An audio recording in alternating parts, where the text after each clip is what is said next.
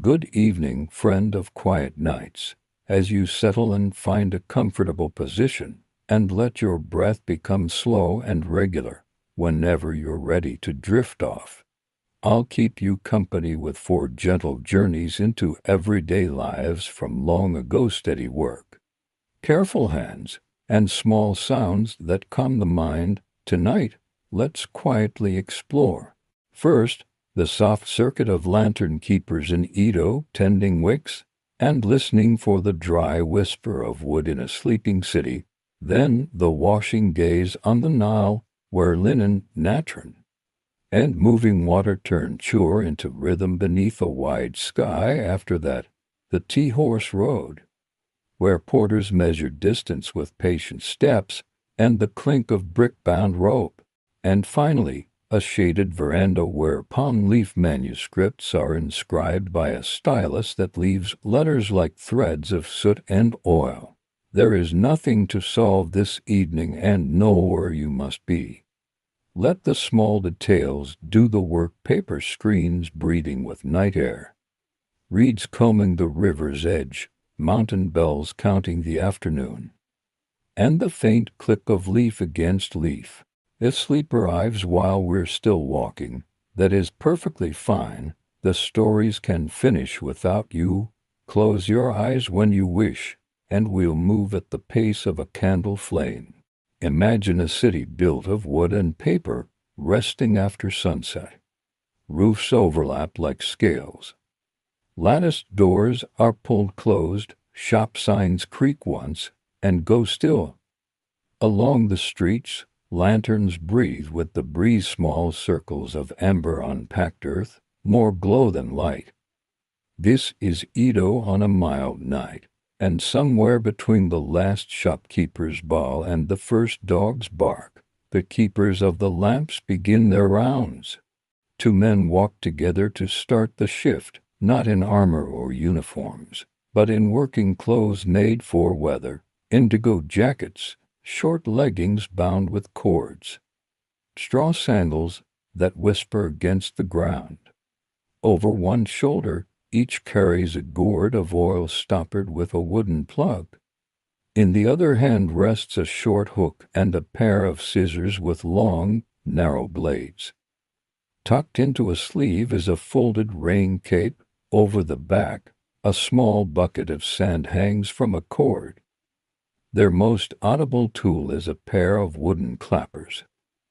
When struck, they make a dry, polite sound, katsu katsu, a reminder that someone is awake on your behalf. Their route never truly changes, though they step it differently in snow and in heat. They know where street posts lean, which shop fronts catch the wind, and which gate rattles toward midnight. The first task is simple: trim the wicks. Paper shades grow sooty along the upper rim. The trimmer slides the scissors through a seam in the shade and nips away the curl of char. The flame shortens, brightens, and steadies. The companion tops the cup with oil from the gourd, careful not to spill a drop onto the paper. Any waste here becomes tomorrow's worry. The rhythm of a watch is half listening, half remembering. A good keeper knows how long a cup will last when the night is damp. He also knows which alley funnels wind like a pipe, starving a flame in minutes. He marks small notes in his mind: a merchant's door lately run, a green store's thatch newly mended, the place where a lantern leans to near a bamboo blind.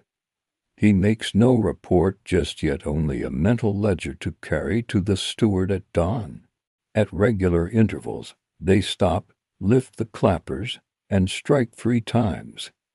The sound is not urgent, it's ceremonial and steady, a public hourglass. In some neighborhoods, a watcher calls the hour in a low voice, naming the sign of time used in the city dog bore, rattan. Then the clappers speak again. Doors do not open. Curtains do not part. Still, those inside, drifting toward sleep, register the message. The street is supervised, The darkness is not empty. There are towers, two at intervals like sentinels, that never walk. A ladder rises into a small shelter where a bell hangs inside a frame of beams. On most nights, the keepers ascend just to look. The city becomes a quilt under the moon, blocks of rooftops stitched by alleys, the river reflecting a second, shivering sky. From up here, the keepers can hear more than see distant sandals of a late cart squeaking, the quick scratch of a dog. If a wind changes in a certain way, the bell is tested with one slow stroke. In a city whose memory includes great blazes, even a test stroke has a meaning: vigilance, not alarm. Their hands carry the smell of sesame oil. The odor enters everything. It lives in sleeves and hair, sits under the fingernails. It's not unpleasant, nutty, and faintly sweet, but it lasts. When a keeper lifts his gourd, the scent becomes a small ritual. Like the hint of incense near a shrine, these sensory anchors help the night feel predictable. Routine is a safety device. The lanterns themselves are an education. There are box lanterns with sliding doors, pillar lanterns with clever hoods to shed rain, little traveling lamps that merchants hang on poles when they go between districts.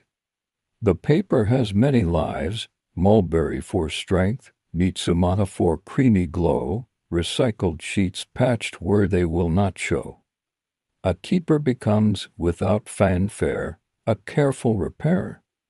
He can relace a torn corner with a sliver of bamboo, paste a seam while the flame is still breathing, and nudge a warped frame back into good enough. On an autumn route, the city smells of roasted chestnuts and damp rope. The keepers nod to a gate guard who leans into his cloak like a turtle into shell. The guard is meant to challenge late walkers, but he knows these men and pretends not to see. Where a tea stall meets the road, coals click softly and steam escapes from the neck of a kettle like a sigh. The owner pushes a small cup toward the watchman. Tea in the night is not a pose so much as a calibration. The keepers count 30 slow breaths, swallow and rise. The clappers speak once, and the street resumes its calm. When the weather turns, so do the tools.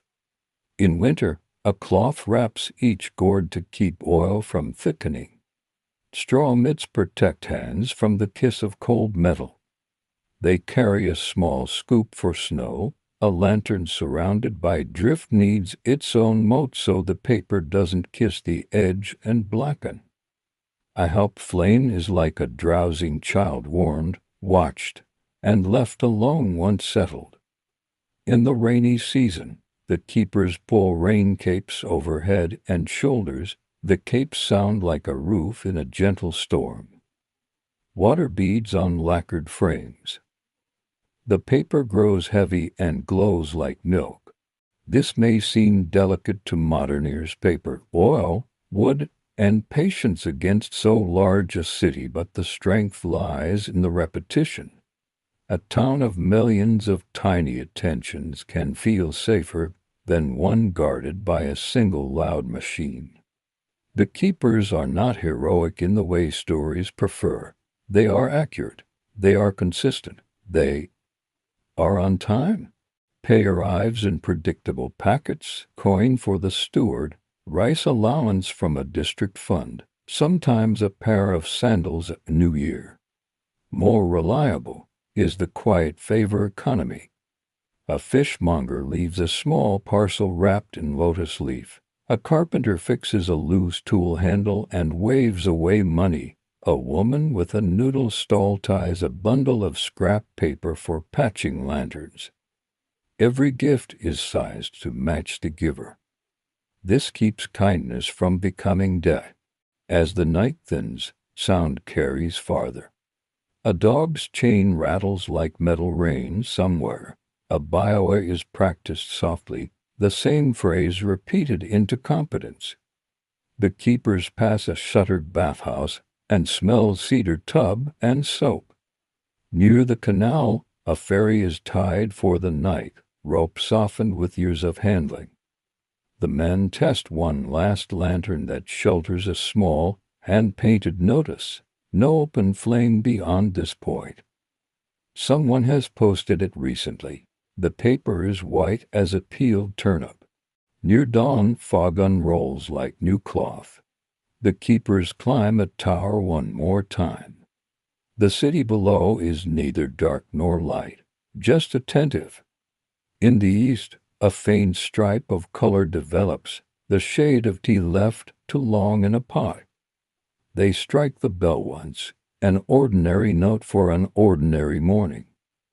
The shift will end with a spoken list to the district clerk: wicks replaced at the ferry corner, a cracked frame near the spice shop, windward lantern at the granary to be moved one hand's width left. No story in these items, and yet a city rests on lists like these.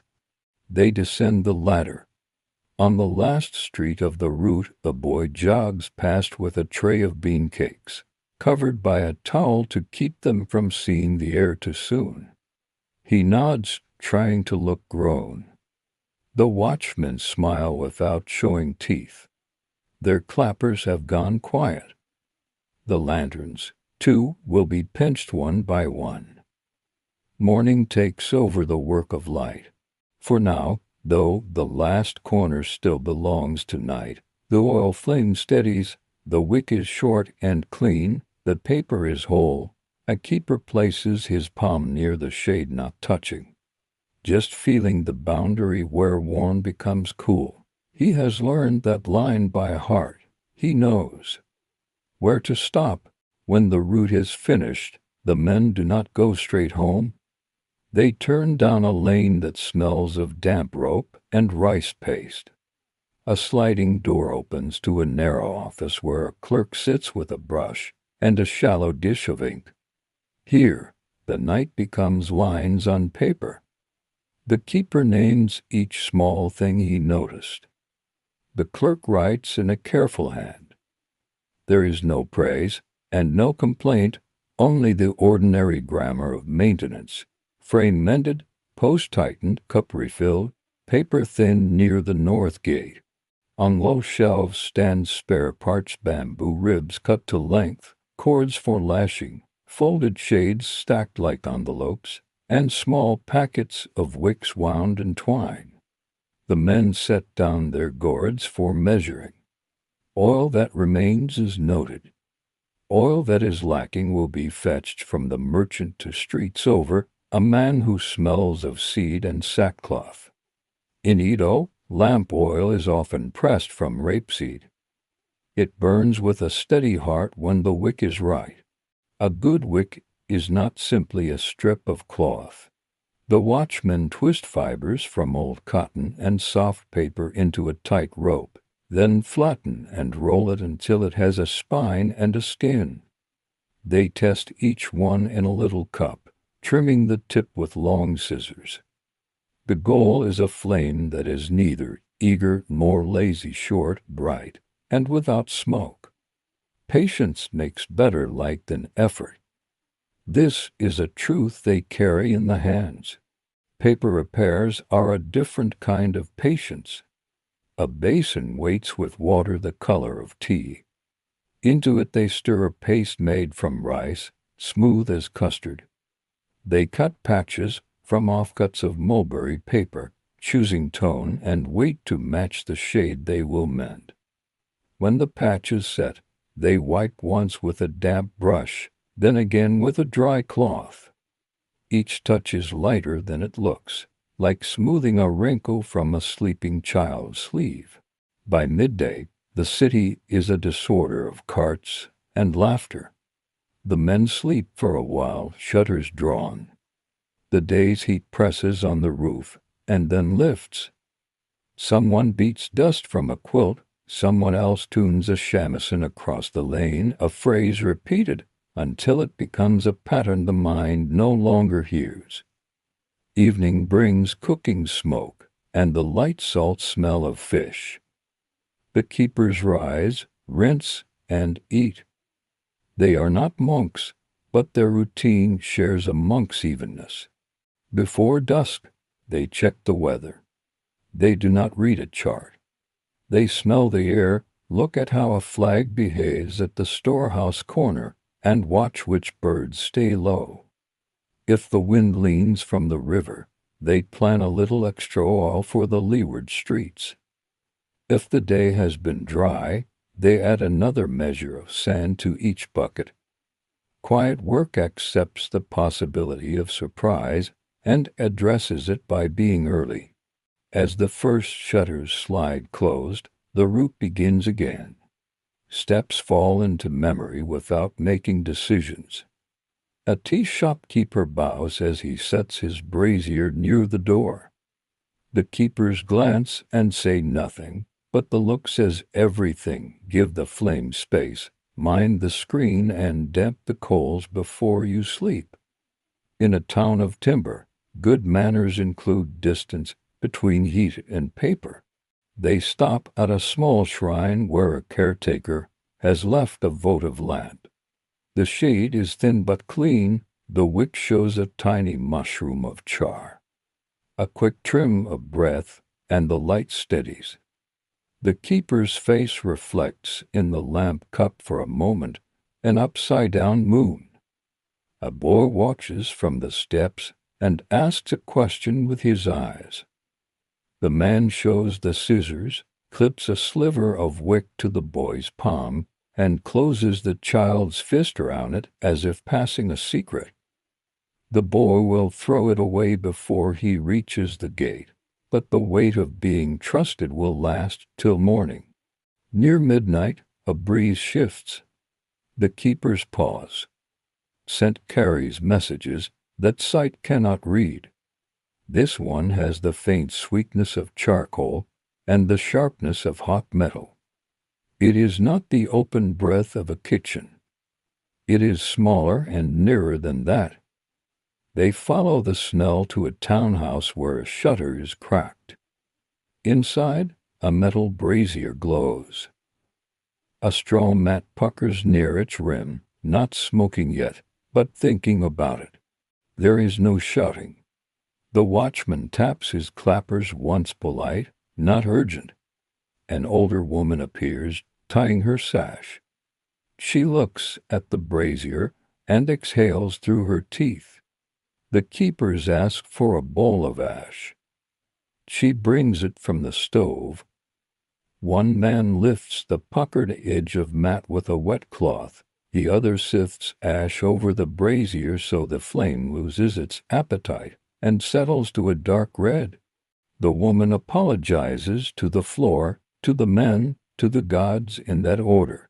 The keeper's bow replace the shutter and note the address on a sliver of wood. In the morning, the clerk will ask that the brazier stand on a tile, not on woven straw. A regulation repeated kindly is still a regulation. This, too, is the work. Tiny corrections before they become stories. A bucket placed 2 handspans farther from a lamp. A paper screen moved away from a gutter drip. A rope retied so that a lantern hangs straight, not at a sly angle where oil pulls to one side. The city is full of such choices. The keepers do not own the streets, but they are allowed to suggest how the streets should behave.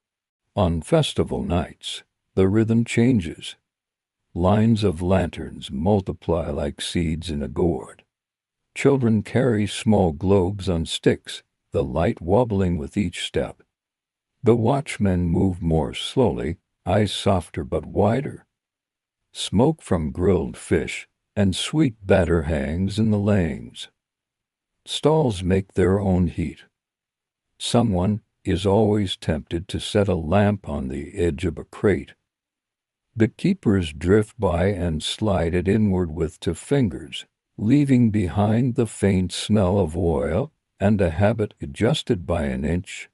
When rain comes big and sudden, The world tightens to the circle around a flame. Water bounces from the street like beads. The watchmen wear hoods that turn drops into threads.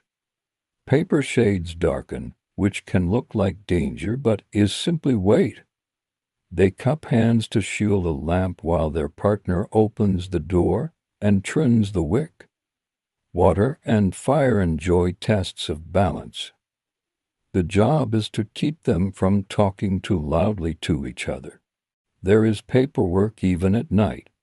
At the tower stop, the men unroll a small strip of paper and jot a line by lamplight ink just enough to be read at dawn. They use big, careful characters that a sleepy clerk will not misread. Beneath the eave of the bell, the strip dries in the moving air. The bell itself is touched once with a fingertip for luck or habit, neither of which is written in the rules. From time to time, a cat adopts the route. This one is gray with a torn ear and knows how to walk without earning a scold. It waits while the wick is trimmed. It blinks at the clappers. When the men turn a corner, the cat chooses a wall, leaps, and watches from above, as if to confirm their work is neat. In a job that depends on attention, even a cat feels like a colleague. The night leans toward its second half. The city's noise has collapsed to threads. Somewhere a shutter taps, then stops. A boatman turns in his sleep, and the mooring line creaks. The keepers breathe, listen, and move. Their hands smell of seed oil and damp bamboo. Their sleeves carry ash from the small intervention, not enough to notice in daylight, but present now as a reminder that quiet care has weight. They end the circuit at the office again. The clerk has an extra cup of tea steeping. He cannot sleep unless he hears the final clappers returning. The list is short tonight. One cracked rib at the granary, one brazier corrected, extra oil applied where the wind was sly. The clerk writes without comment. He will file the strip beneath a smooth stone. Records stack until they become a history of nearly nothing, and from that nearly nothing, the city keeps itself. Outside, a faint paling gathers along roof lines. The men bow to the clerk and step into the soft air. Another route waits tomorrow. New wicks will be twisted, paper patched, oil measured, and steps counted. The work is not dramatic. And for that reason it is comforting. It repeats by design. It brings sleep to strangers. They walk home beside a canal that looks like brushed metal. In the water, the last of the lantern light turns to ribbons and then to nothing. The city shifts on its pillow. Morning will take the watch soon. Until then, the keepers hold the seam between dark and day with the smallest of stitches. By late afternoon, when shadows begin to lengthen and shutters breathe in and out with shop traffic, the keepers visit the little watchhouse that anchors their district. It sits at a crossroads like a modest hinge, roof eaves dark with age, the door rail polished by years of hands. Inside, tatami with patched edges, a brazier, a low shelf of ledgers tied with cord, and pegs holding rain capes that still remember last season's downpours. A painted board notes walls, pumps, sand bins, and ladders within a short walk. Simple map, firm lines. The watchhouse smells of ink, camellia oil, and old straw. A kettle clicks on the brazier. The stew is usually the same: miso, daikon, a square of tofu, reliable, easy to share. One keeper sorts wicks by length, laying them in bundles like noodles. Another checks cords and replaceable ribs. The work is unhurried, the talk even quieter. The city fidgets outside. Inside, time stands and stretches. On a low rack lie tools for bigger needs, a stout hook for pulling down a burning mat, a length of rope for tugging a signboard away from heat, a folded canvas that can blanket sparks. They are not trophies. They are the plain grammar of preparedness. EDO is built from things that welcome flame: cedar, cypress, lacquer, paper. Prevention is more ritual than heroics, performed in so many small gestures that it starts to feel like weather. A new helper has joined this year, a cousin of a clerk, hands still pink with inexperience. He bows more often than needed, talks quickly when nervous, and tries to learn with his whole body. The senior man shows him the language of flames, how a greedy wick mushrooms, how a thin one flickers, how to trim to leave a bead-shaped tip that glows without smoke. He learns to hold the scissor blades parallel to the wick so the cut is clean, and to close the lantern door gently so the paper doesn't gulp air and flare. Carrying a gourd looks simple until it isn't. The boy's first attempt leaves a shining trail behind him. A patient hand corrects his grip. Keep the stopper pinched between two fingers. Tip with the wrist, not the elbow. Return the cork swiftly but softly. Oil is measured thrift. A spill is not scolded, just wipe with a folded rag that already contains many lessons. Ladder practice comes at the back of the watch house. The ladder is heavier than it looks. The keeper lifts it upright, toes at the base, palms open, letting it lean against a beam. The boy climbs 3 rungs and freezes. The wood creaks in a convincing tone. The senior waits, not urging. He teaches the small geometry of balance: knees soft, hips near the ladder, feet like commas rather than periods. Down again, up again. By the 5th climb, the boy remembers to breathe on the way. Once each month, the neighborhood holds a drill. It isn't noisy. Buckets travel hand to hand without splashing. A line forms from well to lane, and another from lane to a wooden trough. The cadence is spoken in a low voice: pass, receive, turn, until bodies take over and words retire. The keepers do not command. They stand at the corners like punctuation, adjusting the spacing, demonstrating how to rest arms without breaking the rhythm. Children take the end of the line where the water is lightest. They carry seriousness on their faces as if it were another bucket. After the drill, the trough is scrubbed and inverted to dry. It becomes a bench for tea. Someone unwraps sweets made from sweet potato, and the wrappers crackle in the breeze. The keepers answer questions they've heard a dozen times with the same patient music: how far to place a lamp from a cotton curtain, how to set a brazier on tiles, why a screen should not lean against a post. Advice repeats like the clack of the clappers, gentle, steady, impossible to ignore forever. Seasoned teachers, too. In high summer, the city smells of damp wood that never completely dries, of river mud and pickles and charcoal smoke. Paper shades loosen and sag, the paste softens. The keepers bring narrow strips of bamboo to stiffen the corners, like splints for tired wrists. At the first edge of autumn, Kinmokuse, the fragrant olive, sweetens alleys in a way that feels like a memory arriving early. Crickets take the night shift. Their steady ringing folds into the watchman's steps, a metronome without a hand. Winter translates light into texture. Frost skins roof tiles before dawn. Edges of puddles stiffen into glass that breaks under sandals with a thin sigh. The breath from a lantern forms a halo in the cold air. Wicks need less trimming when the air is still. Oil thickens if left unloved. The keepers warm each gourd with a sleeve before pouring, an act as small and domestic as warming a teacup. A few times each year, wind scours the streets and makes paper behave like a sail. On those nights, the keepers affix little wooden hoods above lamps to push the gusts overhead. They add pebbles to the bases of the freestanding frames. The streets hiss with grit. The men protect their eyes with reed brims and keep conversation for doorways.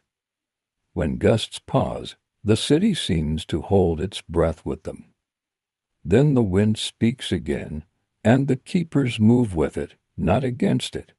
The paperwork of this work is modest but constant. Slips from previous nights sit beneath a stone, each line like a stitch.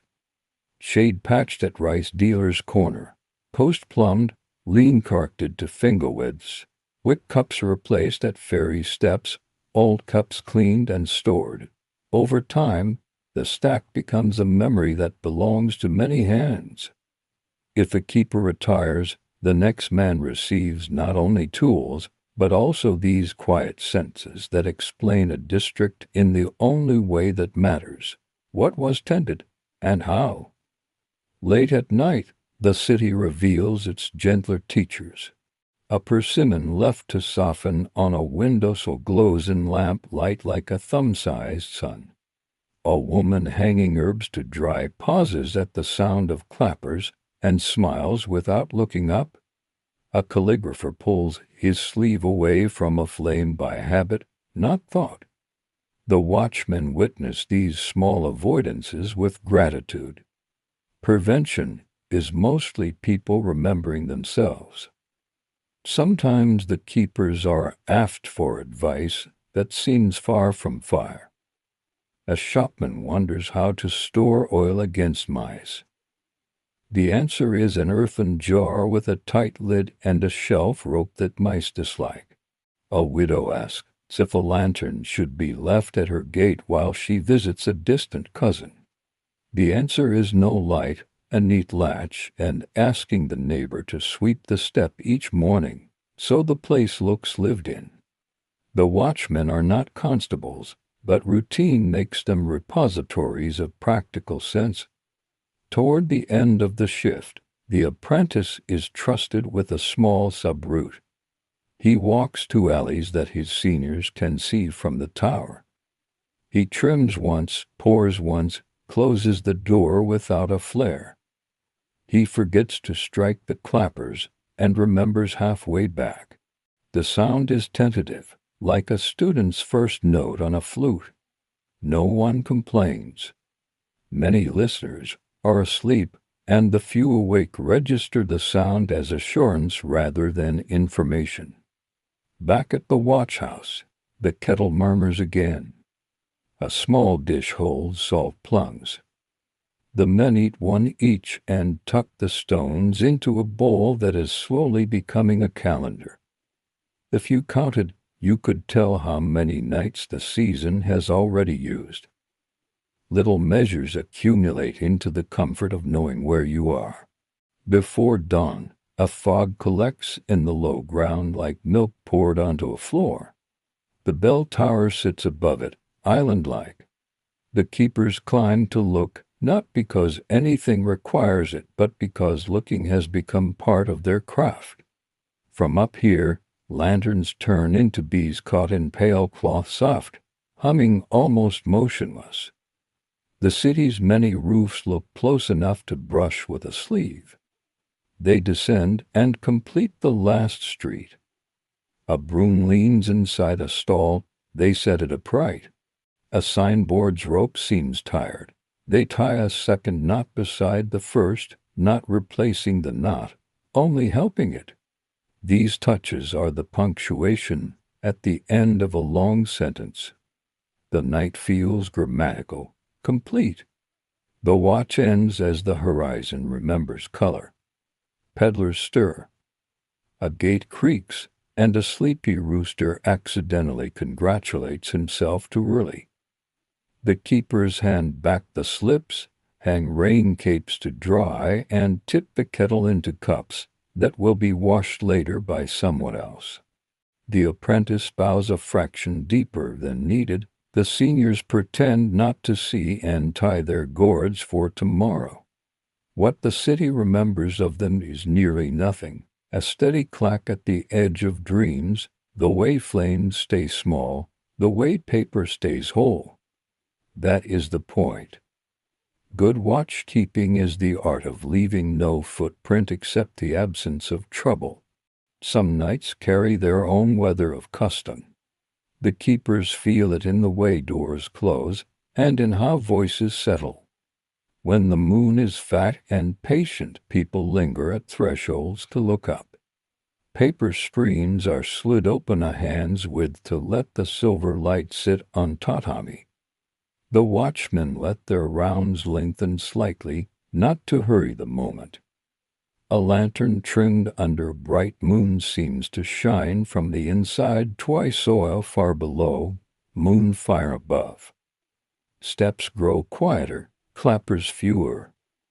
Sleep arrives without being called. There are festival evenings when lanterns wear tassels and paper shades are painted with fish blossoms poems. The colors are soft even at night, as if made from fruit skins. The watchmen do not admire long, they simply pass a palm near to check warmth and space. A lantern that has been decorated behaves like any other. It still wants distance from reed blinds and dry wood. Beauty does not change the rule. First snow is another kind of holiday. It hushes alleys and makes even the clapper sound woolen. The keepers tread more slowly to keep the path near the posts clean. They scoop a small trench around each base so the paper does not drink melted snow. Their breath hangs in a thin, tidy cloud. In the tower, the belfry grows a white cap. The keeper's mitts grow a memory of wet. From above, the city looks like a charcoal drawing erased and redrawn with the gentlest hand. On river nights, the work leans toward water. A line of lamps at ferry steps holds a soft edge where boats come in. Oil on the river's skin makes little mirrors. Rope thumps softly on wooden posts. The keepers prefer short wicks by water, small flames cast steadier reflections. Warehouse fronts stand close, stacked with bales and barrels. Fire does not belong near grain or lacquer. For this reason, some lamps are set farther back, and the path between them is kept clear. A late boatman lifts two fingers in thanks when a lantern is topped and steadied. The boat rocks, his shadow rocks with it, and the lamp's small circle tells him where the bank begins. Bridges require attention even when nothing is wrong. Wine slides along them as if the structure were a flute. Lanterns fixed to posts can begin to talk to the gusts. Flicker, steady, flicker. The keepers bring out shallow wooden hoods that turn a sideways gust into a harmless curl above the flame. The apprentice learns to brace his knees slightly on the planks. A bridge magnifies footsteps in a way that can unsettle a new body. He learns the different music of rope under tension and rope at rest. He learns to listen to wood. Other workers borrow the night. A tofu seller moves before day, steam breathing from a wooden bucket. The smell is warm and pale. He nods to the watchman and keeps walking, water tipping gently from his pole.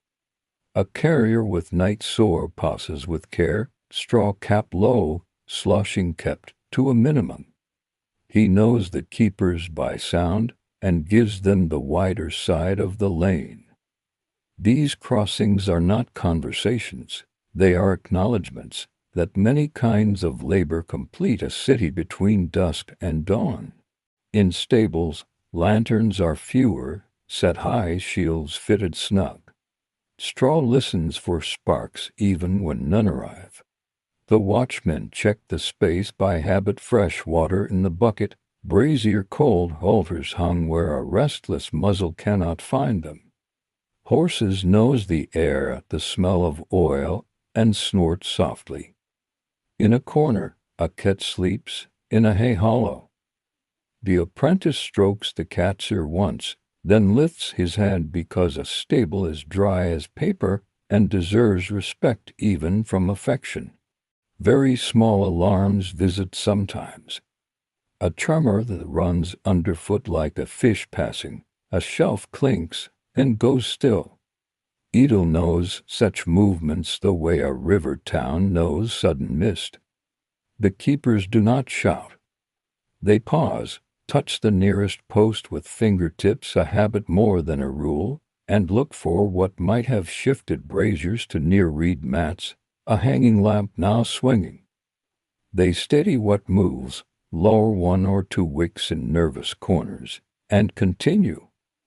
In the office at dawn, the clerk will write one extra line, neck moved, lamps lowered, no harm. The watchmen keep a small book of distances in their heads. A lamp and a curtain, a palm and to fingers. A brazier and a straw mat for handspans and a tile. A signboard lantern and the nearest bundle of kindling, farther than you think, and then a little more. These measures are not printed anywhere, they live in gestures. When asked for advice, the keeper does not recite numbers. He steps into a doorway, extends a hand, and shows where the air should be. Paper itself teaches patience. On damp nights, pastes need longer to grip. A patch laid too soon will float and lift at the edges. The keeper has learned to wait and hold the seam in a way that feels like believing in it. He smooths from the slice toward the wick side, so the flame's breath presses the patch closed later. Under rain, paper darkens and becomes deliciously plain. The apprentice has already fallen in love with that plainness and will never say it aloud. There is a quiet economy that follows the route. Bottles of oil are chosen for reach and weight. Too full means spills, too little means hurrying, and hurrying doesn't belong to this profession. Wicks are cut with enough extra to permit one future trim. Patches are sized to the wound and no larger. Sand in buckets is sifted with fingers to break clumps that would pour badly. Everything is prepared for use by someone who will be half asleep when he needs it. The keepers imagine themselves tired and make kindness for that future person. At times, the apprentice is sent ahead to give voice to the hour alone. He chooses a pace that keeps breath untroubled. The clappers speak 3 firm syllables to each empty lane, and his voice fills the small space between doors, a low, round call that names the time without demanding it be heard. The sound goes out, touches the shutters, and returns thinner, an echo that wraps around his ankles. He finishes the circuit and is surprised to find his seniors exactly where he hoped they would be, a lamp-s distance away, watching without weight. A bell is not only a warning instrument. It can be a reassurance that sits high and quiet. From the tower floor one can see a sleeping line of boats tied with similar knots, and beyond them, roofs that look like folded fans. The keeper places a palm on the bell as on a shoulder, a greeting. He does not make it speak unless speech is called for. A city sleeps better when tools keep their silence. In spring, cherry trees along the canal hold pale lamps of their own. People bring their faces close to the blossoms after dark and forget about the lanterns entirely. There is no harm in that. The keepers walk through petal weather as if through slow snow. They trim a wick and find 3 petals stuck to the shade. They leave them until the flame dries them to paper and they lift away on their own. Sometimes a householder asks for a lamp to be moved just a thumb's length closer to a signboard so the characters can be read at night. The keeper agrees to try, sets it there, steps back, and then returns it to the safer spot with a small smile.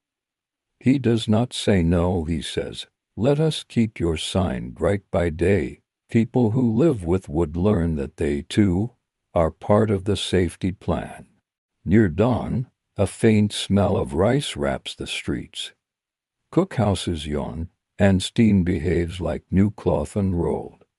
The watchmen make a last visit to the river lamps. Wicks are shortened ahead of sunrise, so a low flame doesn't argue with daylight. A fisherman lifts his pole and the line looks like ink. The keepers do not speak to him, they nod into his quiet, and he nods back. 3 people agreeing not to wake the surface of the morning. They finish at the office with small notes that add up to calm. 1 hood replaced on bridge post 3, snow cleared from 4 base plates. Temple lamp trimmed twice because wind from the eaves was mischievous. The clerk records without ceremony. These lines look like almost nothing. Almost nothing is the desired state. As they step out, the apprentice notices how a single unlit lantern looks pale and shy in first light, as if it prefers dusk. He closes the door of the watchhouse soft as a sleeve over a sleeping hand. There will be another moon viewing, another snow, another little move of earth. The work already knows how to meet them, 1 short flame, 1 measured step, 1 quiet correction at a time. Toward morning, the city loosens its grip on sleep. Air changes first. It feels thinner, as if the night has been folded and set aside. The keepers sense it in their calves and in their hands, and how flames no longer seem to lean. A last circuit remains, more review than labor before paper doors slide open and sandals begin their diurnal whisper. They begin where they always end, at the crossroads that anchors their district. The posts here are older than the apprentice, younger than the senior, and just steady enough. A lamp is lowered by 2 knuckles to match the breeze that will come with sunrise. Another is nudged a finger width away from a reed screen. These tiny edits are the language of their craft. Nothing dramatic, only alignment. The watchhouse clerk lifts his brush when he hears clappers in an easy rhythm. He prefers that rhythm to a knock. It tells him that the hour's behaved. He straightens the ledger cords and sets a clean slip beside the ink dish. When the men enter, they bow and name the night's small findings. The clerk writes without lifting his head much, his strokes quiet as moth wings. 1 line notes that a brazier tile was requested on such and such lane. Another records that a bridge hood was refit. The list reads like weather: mild, light wind from the river, nothing to fear. Every district has old stories. The senior repeats 1 to the apprentice as they coil a length of rope. A winter when oil congealed unless carried inside a sleeve, a spring when lantern paper sagged like damp laundry and had to be stiffened with thin bamboo splints. He tells them not as warnings, but as reminders that conditions teach the work. A keeper trained by still nights will think he is skillful until a sideways rain speaks back. Another who learned under gusty moons will handle quiet air with a kind of gratitude. Both can serve, if they keep listening. Tools are checked more carefully at the close of a shift than at the beginning. Fatigue makes hands careless. The men sit with their gourds and inspect corks for hairline cracks. They test scissor screws, wiping the long blades with a cloth touched to oil, then dry. Wicks are bundled by size and tied with reed twine, ends nipped short so they won't fray in the bag. A small jar holds paste the consistency of porridge. The lid is pressed down to flatten air from beneath. A folded rain cape is shaken once and hung near the eaves. Sun will reach it by mid-morning, and memory of damp will depart. There is a rope for the bell that only needs attention when it does not. The apprentice learns to pass it through his fingers, not tug, feeling for roughness where palm meets fiber. He finds a spot worn faintly thin. The senior marks it with a dab of ink.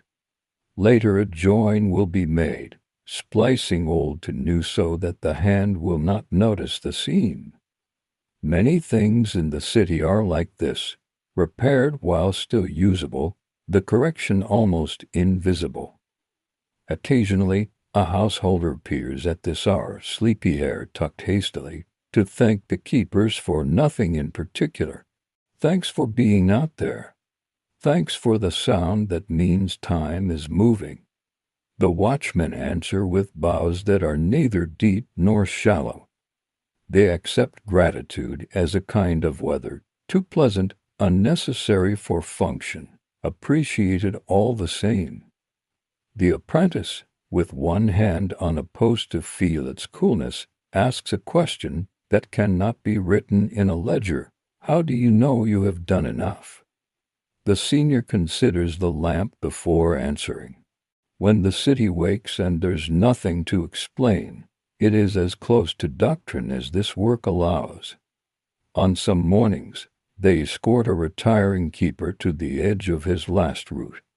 He has given his clappers to the office, handed down scissors to a nephew, kept only his sandals, and an old rain cake that still carries the smell of last year's storms. He pauses at a familiar post and rests two fingers on the wood. The apprentice watches this touch and understands it is a goodbye in the language of surfaces. The older man does not talk about nights of alarm or swift decisions. He mentions good oilers, paper that trimmed cleanly, a boy who learned to hold a gourd level after 3 spills rather than 4. Then he goes lighter by the weight of attention. He no longer has to carry. Someone else will lift it. Market sounds arrive in threads, pestles tapping, lids meeting clay jars, a distant whetstone. A tofu seller passes again, steam streaming like a silk banner. The keepers let him have the wide side of the street, then step back into the narrow places where their work belongs. They stop at a shrine and pinch out a votive lamp with 2 practiced breaths, a small ceremony that marks the handover from night's light to day's. Paper shades look different now. In darkness, they were lanterns. In early sun, they are simply paper and frame. The men examine a patched corner. The repair held. They run a thumb along the seam. The paste has set. The apprentice feels a quiet satisfaction that has no audience. Success in this trade is experienced inside the chest and the hands, not on a stage. Once a season, the steward walks the district with them. He does not carry tools. He carries questions. Do we need another lamp at the ferry steps? Has that granary finally moved its nearest post? Could a hood be made wider at the bridge?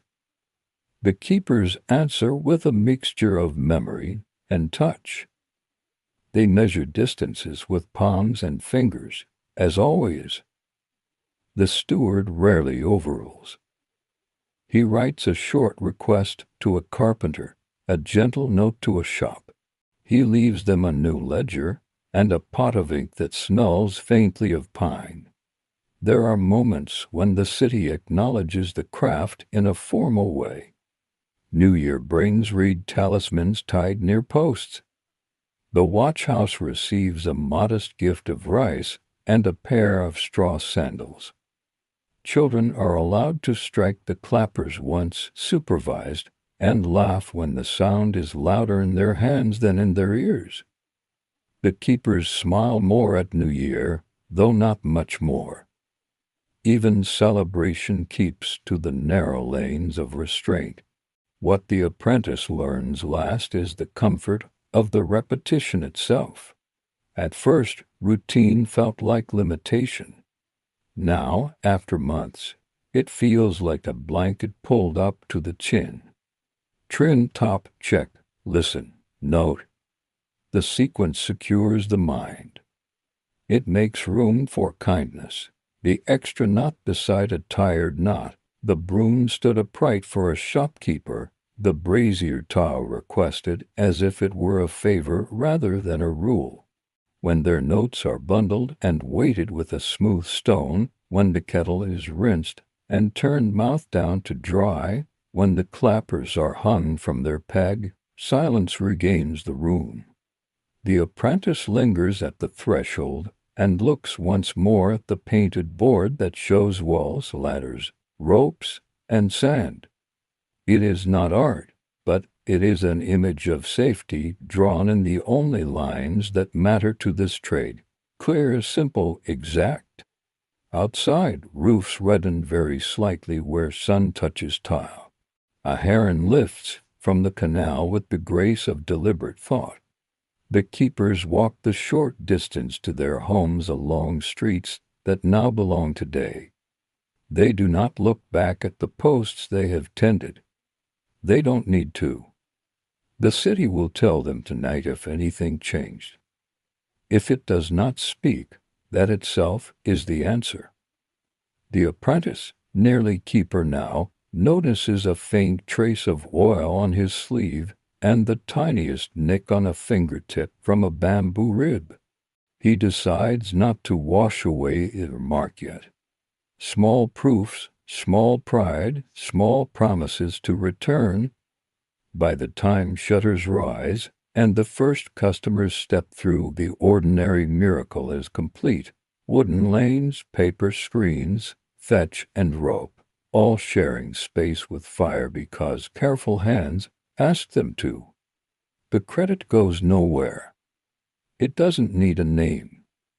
At the door of the watch house, the senior closes the latch with a touch that knows exactly how much force is enough.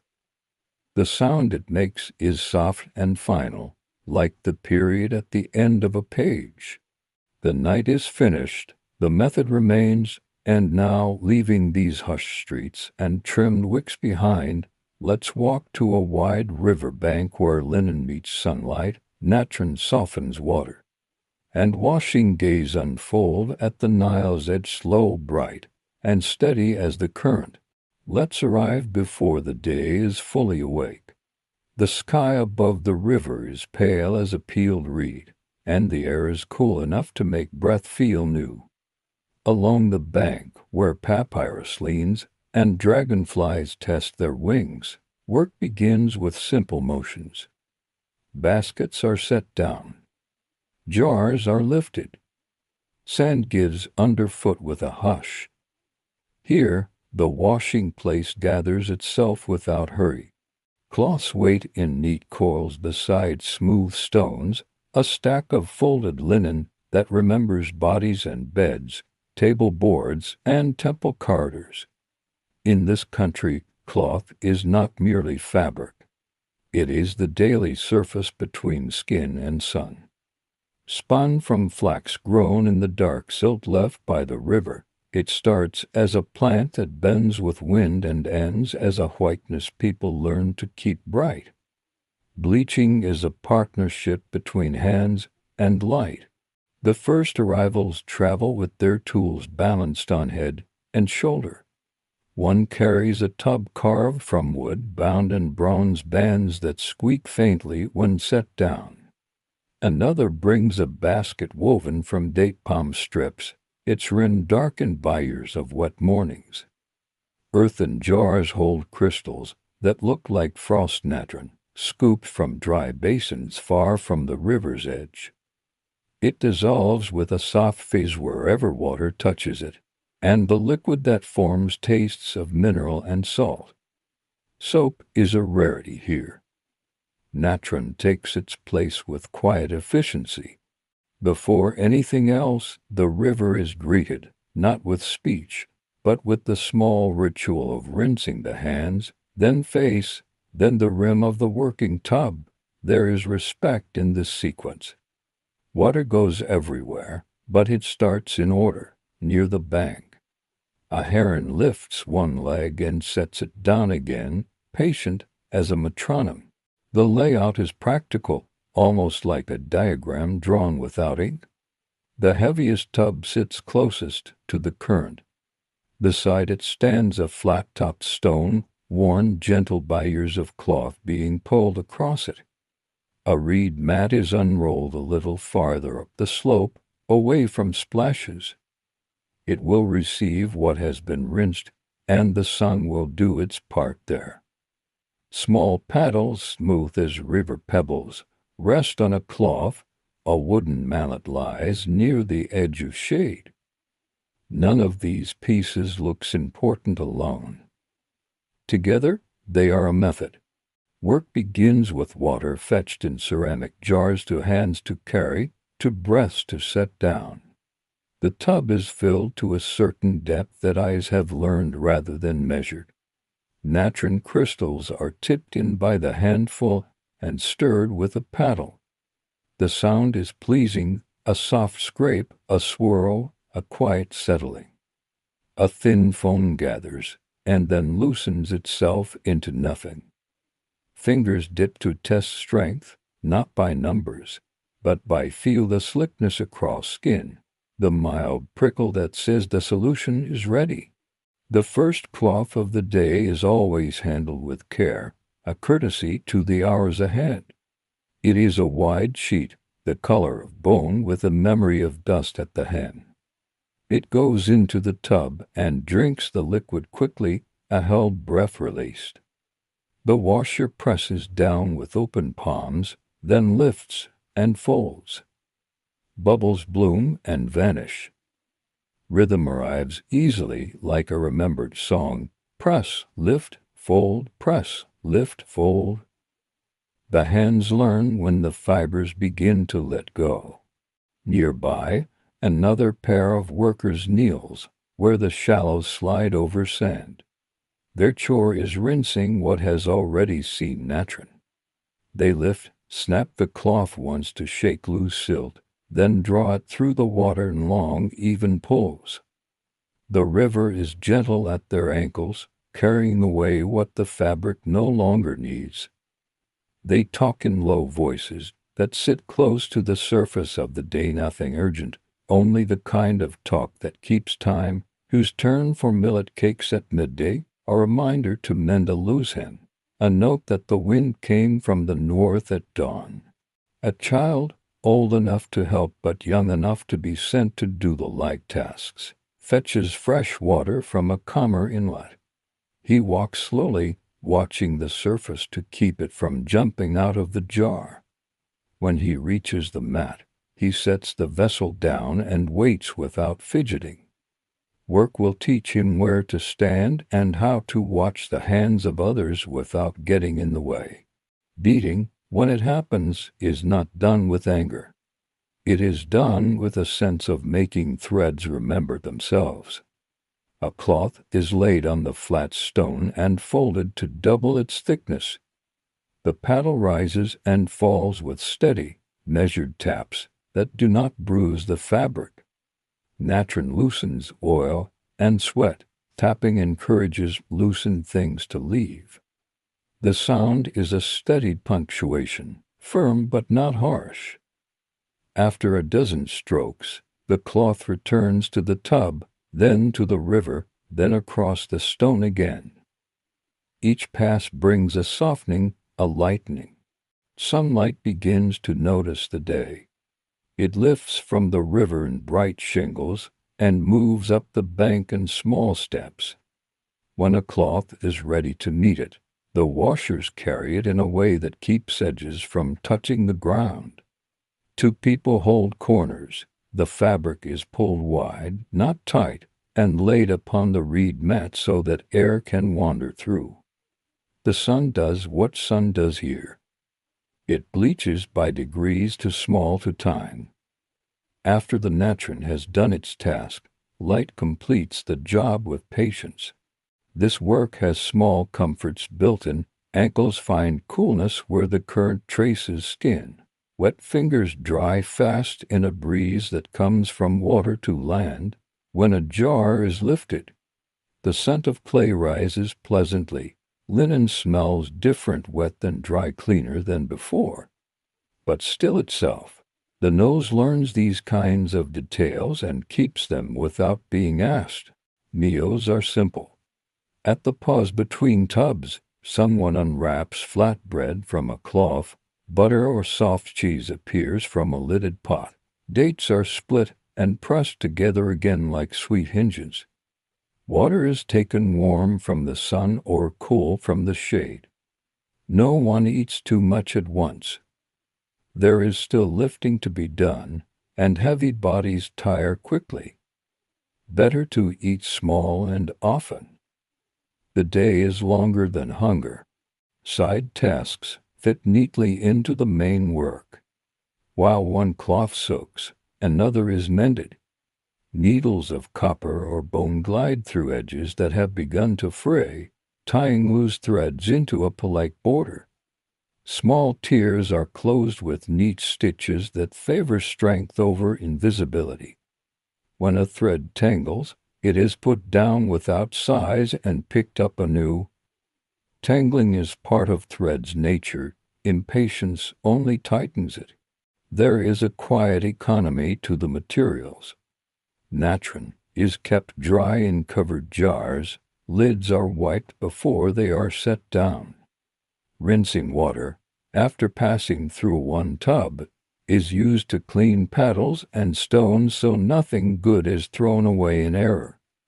Reed mats are rolled and moved a hand's width into shade if sun grows too strong. Linen likes light, but not heat without air. Wringing is done by two people together, twisting in opposite directions so fibers are pressed but not wrenched. These are small choices that spare cloth and hands and time over many mornings. From time to time, a messenger passes along the bank with a message for a household upstream. He stays to drink and then continues with a wave. The river is a path as much as it is water. It carries boats and also words. The laundresses, the linen menders, the boys who haul jars, each is part of that movement in a way as durable as the current itself. What seems to be repetition is how the work protects itself. The same motions repeated carefully let eyes and ears do extra jobs. A glance keeps count of how many times a cloth has met the tub. A listening ear notices if a paddle's note has changed, which could mean the stone beneath has shifted. A foot finds a hollow in the sand and marks it to avoid later stumbles. Routine is not dullness here. It is an instrument for attention. The sun climbs, and the color of everything changes, from wet slate to light chalk. A row of cloths on the mat becomes a simple kind of landscape, pale fields separated by shadows as thin as reed leaves. Somewhere a flute begins its practice, just a few notes, patient and repeating, as if to show what the day already knows. Small patterns form large calm. At the edge of the mat, a narrow line of damp moves slowly outward and then vanishes. Dryness brushes away footprints. What remains are the things water does not erase. The feel of natron soft between fingers. The comfort of a paddle that fits the palm. The weight of a cloth that has given up what it held and taken back its likeness. By late morning, enough linen has met the sun to make a satisfying row. The workers sit on their heels and look down the bank without speaking much. They do not admire the work as a display. They check edges, smooth corners, that the breeze has lifted, and tip a jar to test how much water is needed for the next round. The day will ask for more of the same. Hands are ready to answer. This place will hold its shape through seasons of flood and receding. When the river swells, they move their mat higher. When it shrinks, they walk farther out for clean current. The method remains steady because the river is a teacher that repeats lessons without impatience. For now the tub is refreshed. Natron dissolves again with that small fizz. A new bundle of linen unfolds and breathes. And the first motion returns the press, the lift, the fold like a quiet sentence well known to everyone who speaks it. By late morning the light has gathered its strength, and the bank becomes a quiet workshop shaped by sun. The linen that met the first bath now rests on reed mats, and clean sand, opened wide so air can drift between threads. The workers carry slender wands cut from palm midribs. With these, they lift edges gently to prevent creases and to guide the cloth as the breeze changes its mind. A mat is shuffled a hand's width to follow the moving patch of light. Nothing is hurried. The day is long enough for careful adjustments. Natron jars remain under shade. A cloth draped over the lids keeps dust away and heat from cracking the rims. From time to time a handful of crystals is crushed in a small mortar so it dissolves readily for the next tub. Fingers test the mixture again, slick but not biting, smooth but not sleepy. If it feels bold, a ladle of river water softens it. If it feels shy, another pondful of powder invites it to work. There are no numbers to remember, only the vocabulary of touch. The bleaching ground is simple but purposeful. The workers choose higher sand where ripples from the current cannot lick the edges. They smooth the surface with the flat of the hand, then lay the linen so that the warp and weft lie square with the world, not twisted. Corners are weighted with clean pebbles or tied with cords to small stakes cut from tamarisk branches. When wind lifts, the cloth billows like a chest filling with breath, and then settles again quieter. A visitor might see only whiteness and neat rows. Up close there is plenty to notice. Threads that have frayed slightly where a belt once rubbed, a faint imprint of a border pattern on a garment used for temple errands, stitching that travels with a mind of its own in places where a child learned to mend. The worker's hands pass over these histories without judgment. Rinsing and light will soften them. If not, a needle will speak later. Midday approaches by the length of shadows first, as long as a forearm, then as short as a palm. Work adjusts to heat. The second tub waits until the sun has crossed a little farther, when standing water no longer flashes too bright for eyes. Tools retreat under a fig and a sycamore that have learned to share their shade. A water skin, cool from being wrapped in damp cloth, offers small sips.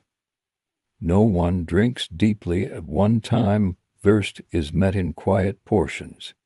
Lunch is familiar, flat loaves with a soft middle, onions sliced thin, a smear of goat cheese, dates split and pressed back together like small books.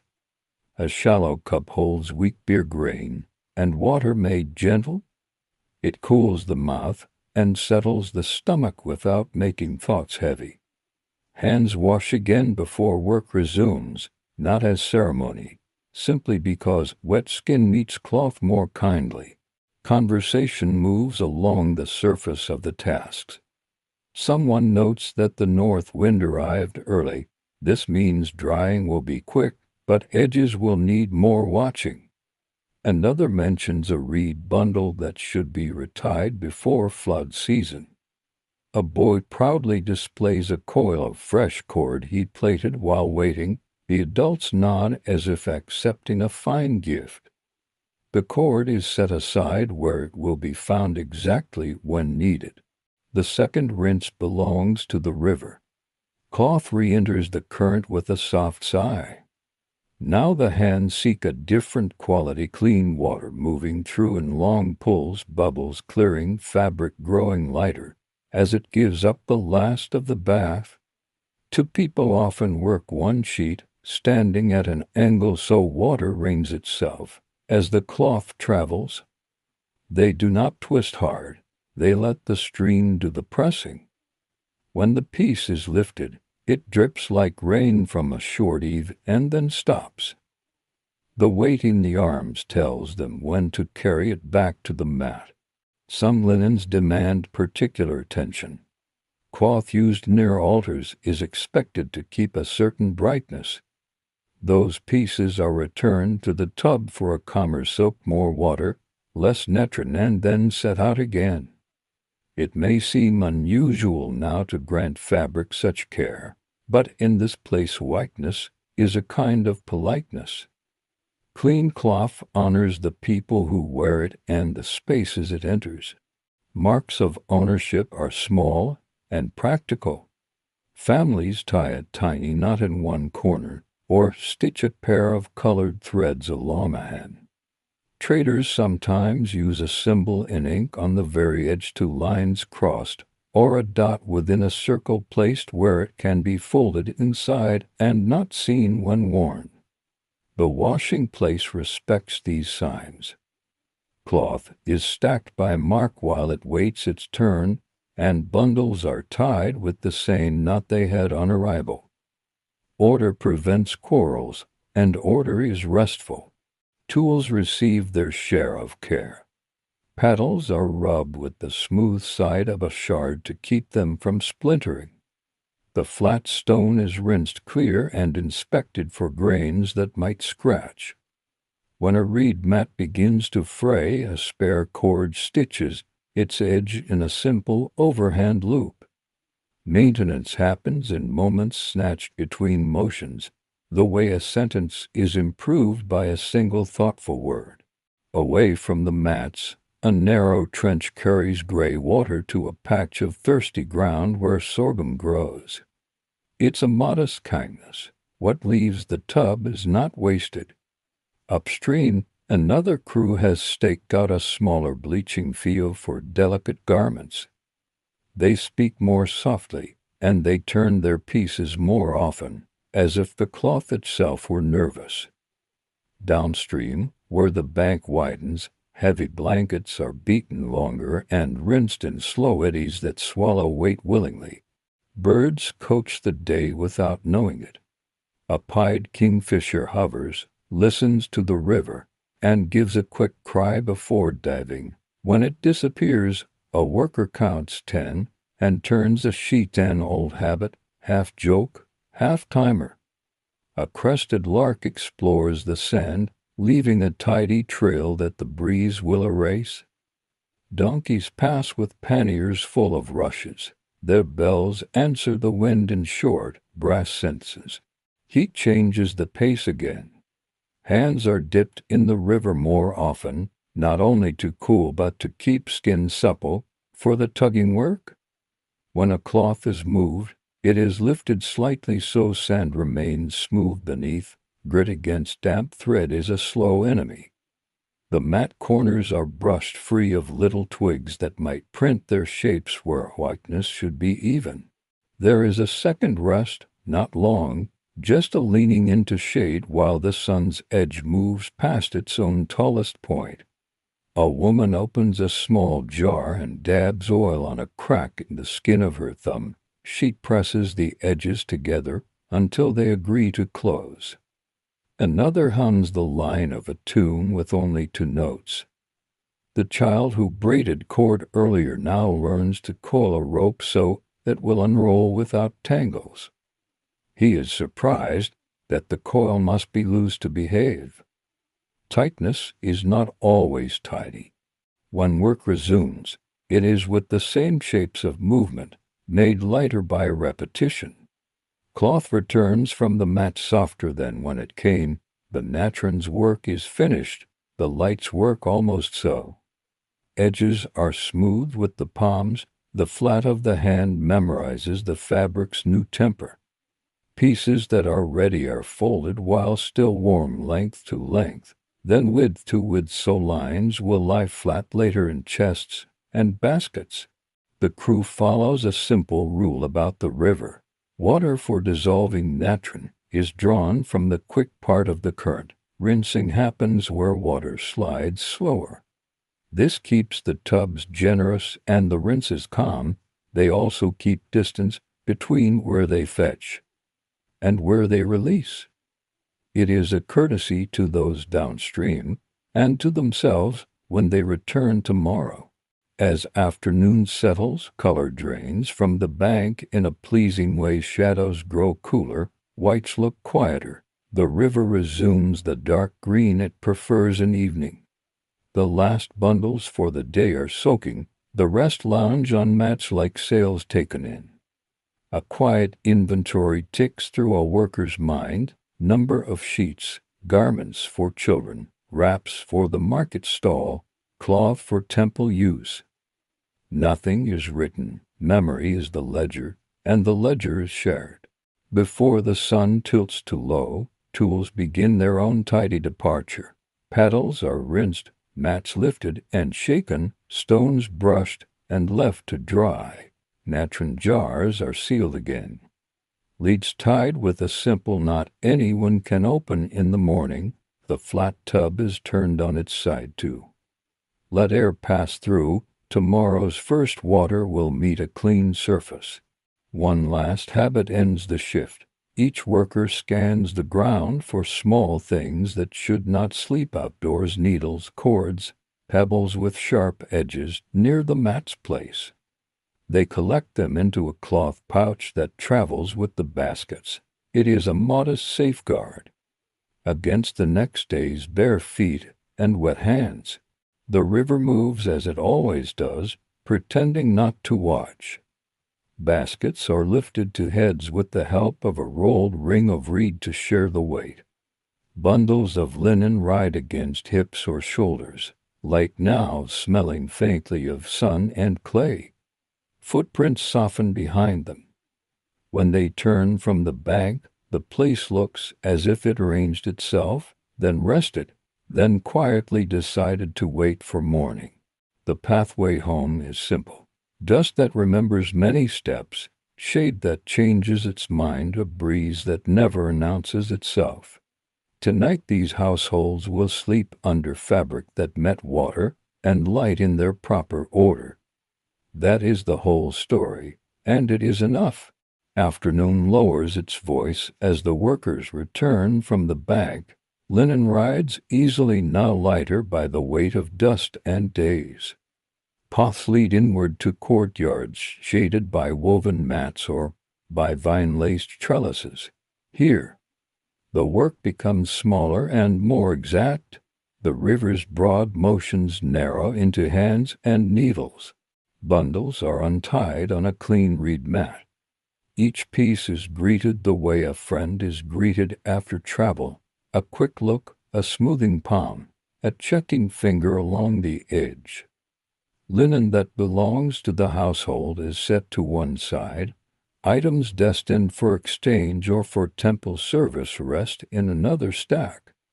Ownership in this place is a matter of care as much as mark and thread. Mending begins without announcement. A basket opens to reveal necessities. Needles of bone and copper, a shallow dish of oil for the needle's tip, spools of fine flax thread spun to match the cloth's tone. A woman threads a needle and uses her thumbprint as a measure, 5 ridges for the length of each stitch. She works along a frayed hem with a simple overcast seam, firm and neat. Another woman takes a tear shaped like a leaf and coaxes its edges together with invisible ladder stitches, the two sides meeting as if they had never argued. A boy is trusted with knots. He secures the last thread, presses it with a fingernail, and clips it short, learning quiet precision by doing it often. Some pieces Ask for starch. Not the stiff kind that makes cloth behave like a board, but a supwort brew or a light paste from ground wheat that persuades sleeves to lie obediently and edges to stay crisp. The liquid is cooled in a shallow bowl until it feels friendly to the touch. Cloth is laid flat and stroked with a damp palm, each motion outward like smoothing water on a horse's flank. When dry, the fabric will remember the shape of careful hands.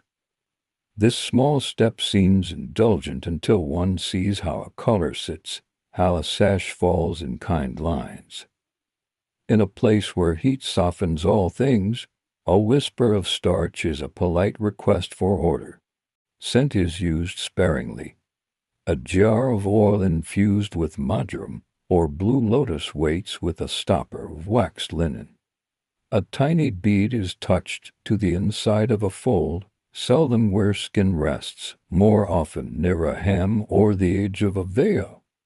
The idea is not to perfume a room but to let the wearer catch a quiet hint while moving. It may seem unusual now to scent linen that has just met sun and natron, but these oils speak of clean rather than cover it. They mark the garment as ready for visits, offerings, or a market morning. Across the courtyard, a loom sleeps. Warp threads stretch like lines on water. A shuttle rests where yesterday ended. Someone checks the basket of yarn made from last year's flax, assessing how much will be needed to replace garments now thin with use. Washing days are not separate from weaving days. The cycle is a circle, not a list. When cloth finally retires from wear, strips will become bindings. Softer scraps will find life as swaddles or polishing cloths for copper bowls. Almost nothing goes nowhere. The courtyard carries other sounds now. The pause click of a loom restarted for a few careful rows, the tick of a jar lid set down, the hush of a palm across smooth fabric. A pot simmers somewhere with lentils and leeks. Bread warms on the wall of a clay oven and is pulled free with a strip of cloth that once belonged to a tunic. The smell is steady and kind. Washing days feed on small bites, but the kitchen knows how to keep a long afternoon gentle. While stitches travel, a story does too. It is not a tale of kings, but of a clever way a neighbor found to dry shawls without edges curling to cords and for small stones. Someone mentions a season when floodwaters stayed late and the bleaching ground moved to a rooftop. Another remembers a wind that taught everyone to weight corners with heavier pebbles. In places where weather writes the rules, conversation keeps a ledger of useful tricks. Temple-bound linens receive extra patience. They are inspected against the light, the fabric lifted to find any small darkness that escaped the river's lesson. A reed pen notes a mark on a scrap of broken pottery, 2 lines to show a stain's place. 1 dot to say it needs another rinse tomorrow. Not today, nothing urgent. Linen talk by sunlight can afford another morning's attention. Children practice quiet work in the edges of the scene. 1 counts folded pieces into neat tens. Another learns to roll a head ring from old cloth for carrying baskets without bruising the scalp.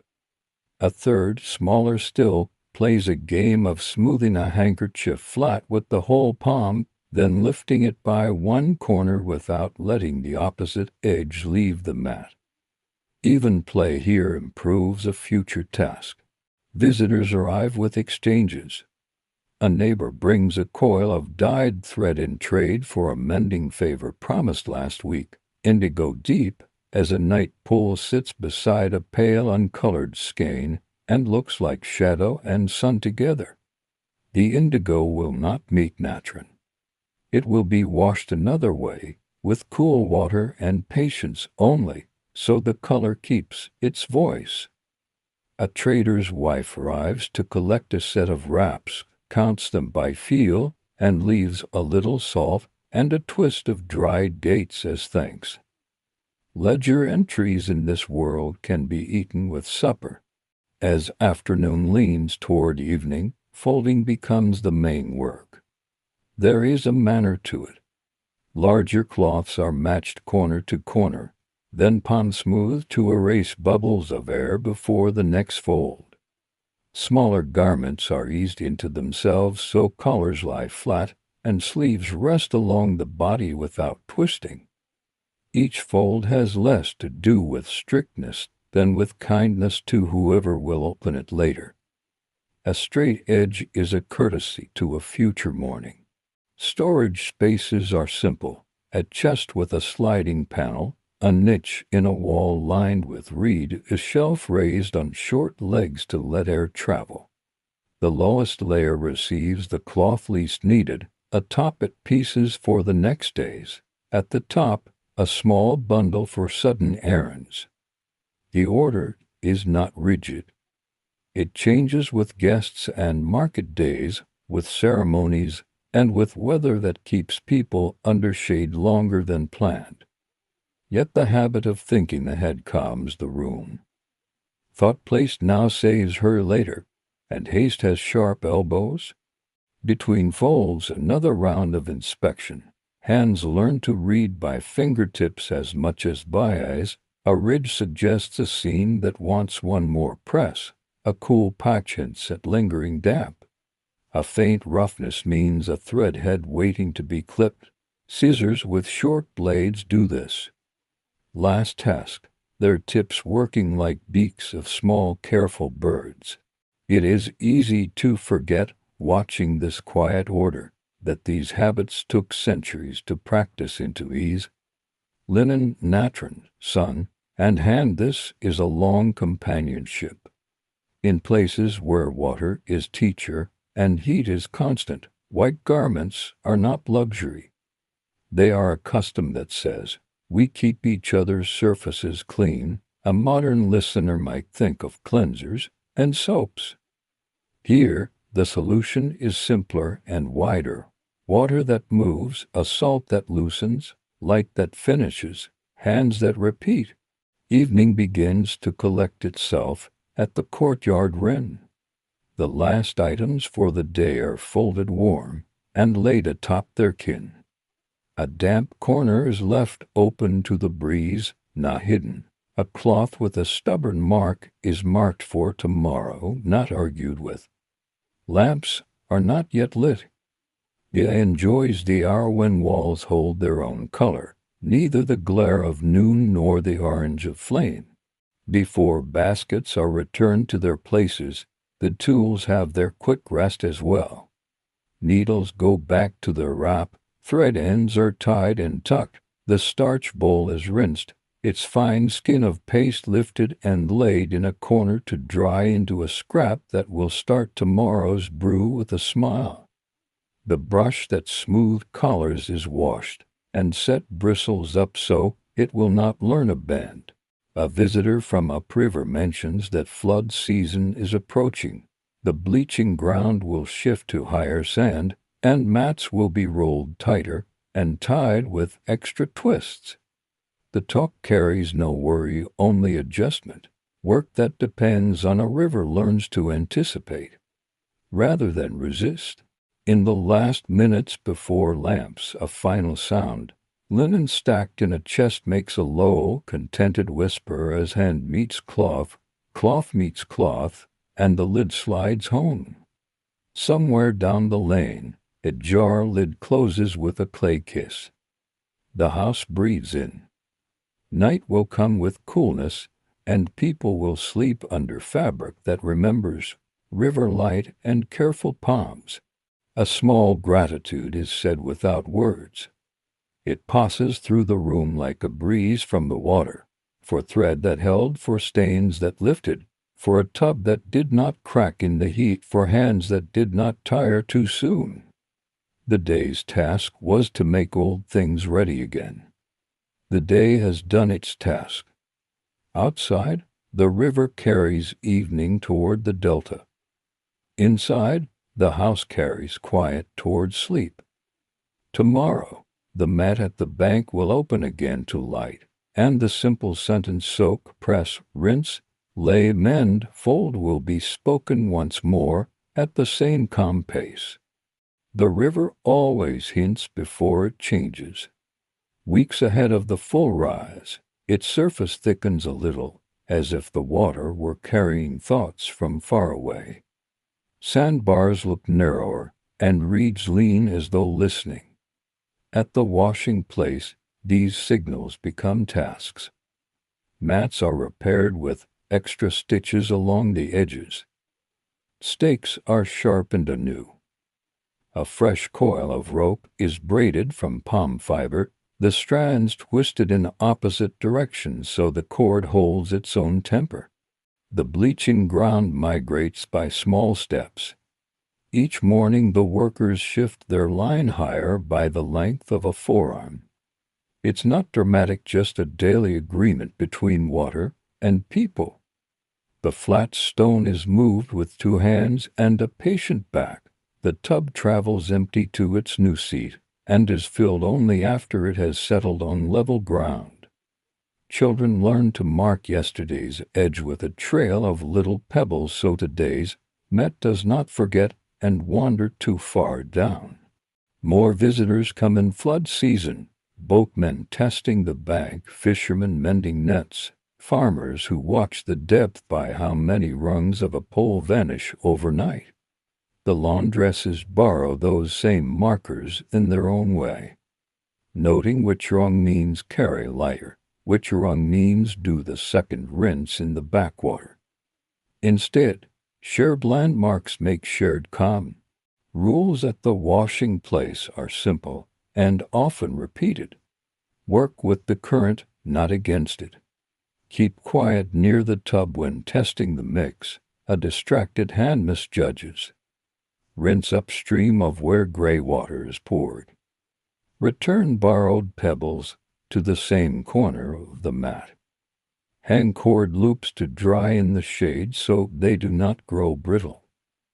No one writes these down, children memorize them by hearing them said in the same order, at the same spots, until the rules belong to the place as much as to the people. Natron arrives from farther inland in sacks tied with double knots. Flood time makes roads uncertain, so the community orders a little more than usual earlier than usual.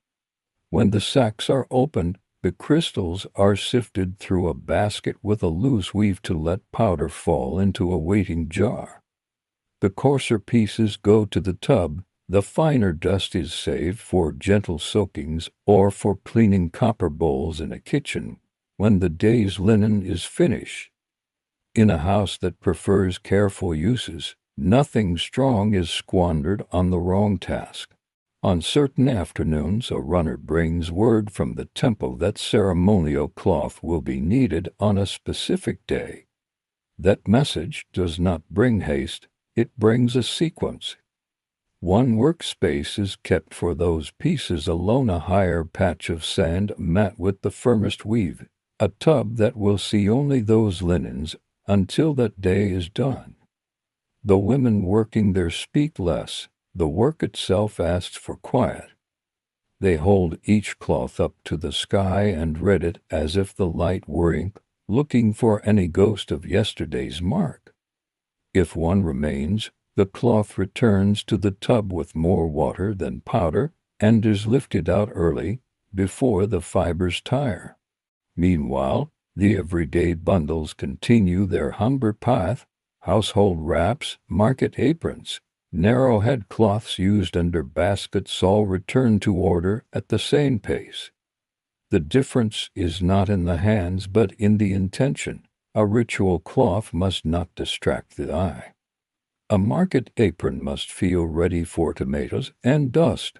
The river allows both without changing itself to please either. When heat sits heavy and wind forgets to move, the workers give the river a longer voice.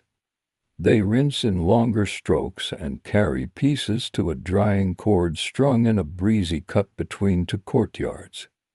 Night air does its own soft work there.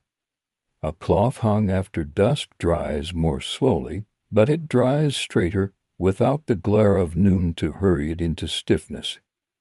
Neighbors greet these lines of white as they pass, keeping voices low out of habit. Linen sleeping on a cord deserves the same calm as people.